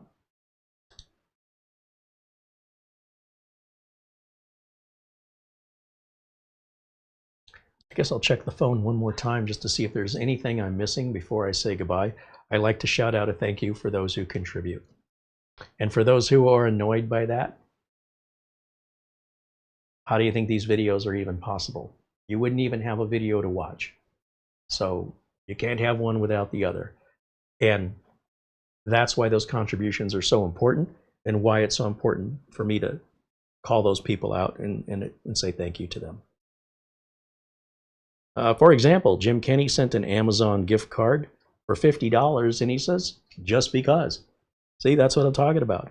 This keeps us from getting those large sponsorships and having to sell out and promote products here that look like reviews but are actually commercials.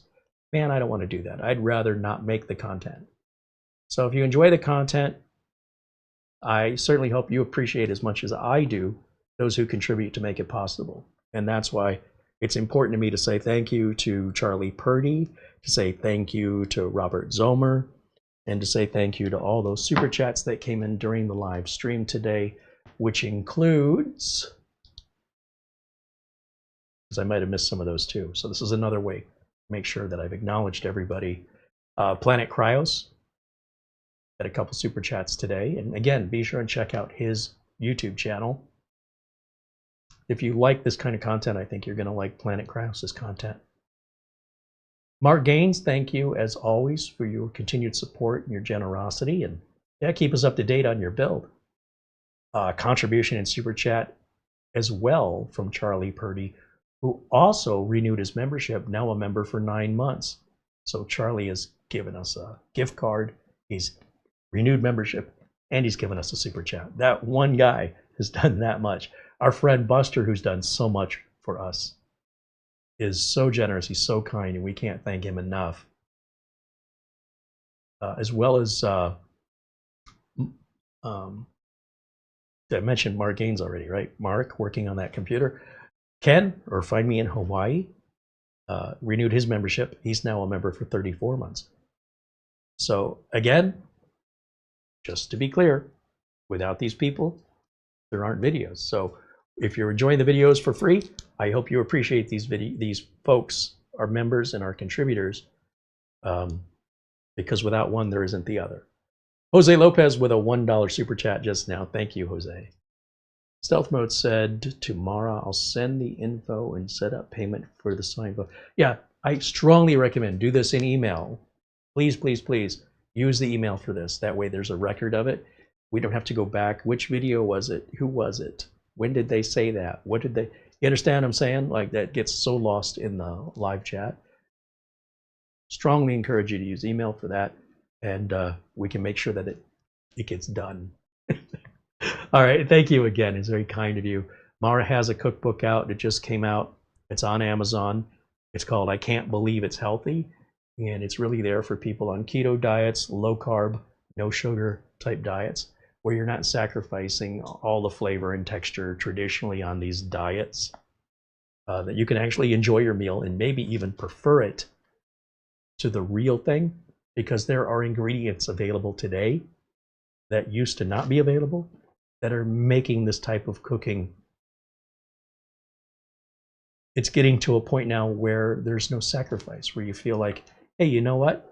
If it's between eating healthy and eating stuff that's not good for me, and there isn't a negative taste consequence, why would I go back to eating the unhealthy way? But how would you know about some of these new ingredients and how they can be mixed together unless there's somebody putting it all together? And that's what Mara has done on her book. And we have a link to it in the video notes below the video. But it just got published. It's her first book ever self-published. And if you end up purchasing it, let us know honestly what you like or dislike. And certainly hope there'll be a second and third book. Mara has thousands of recipes. So this is just sort of the cream of the crop, if you will. And she's got enough content for several more books if there's an interest there from the public that want to eat healthier and want it to taste good and just didn't know there were these ingredients that can mimic other things that we're accustomed to in a way that's getting not only closer and closer to being imperceptibly different, but in some cases can actually be preferred. Who knew? All right, guys, that'll wrap it up for me for today. Thank you all for hanging out with us today. Thanks to Kamrui for sending us this unit for overview. Again, I call it more of an overview than a review. I do like their brand. I do like the value here. I do personally think that this is a solid purchase. I think it's a good value for the money. I can't tell you if it meets your needs. That's up to you to decide. And if you purchase it from Amazon, you have a full 30-day money-back guarantee, no questions asked. So if you're even curious, you're going to have to try it for yourself. Nobody can tell you if you're going to like it, except you. And if you do that, let us know. That'll wrap it up for me for today. Thanks to Mara, of course, for all the work she does in the background. A reminder, our friends at SCD Keys already sell significantly discounted, legit licenses to Windows and Office, Microsoft Office. You want to pay full retail, I'm not telling you not to. But if you want to pay 1/10 of retail, or even less, and get a real legitimate license with 6 months of support, that's the place to get it. And if you want to save 30% off of that, I know it sounds like an ad, but I'm just telling you, if you want to save 30% even off of that low price, there's coupon codes in our chat. We don't make a commission from it. Just trying to help you out. So I hope you take advantage of it. And again, if you want to reach us, the email address is there, and our message forms are always available and free. Thank you for watching. We'll see you all again very, very soon. Until next time, bye for now.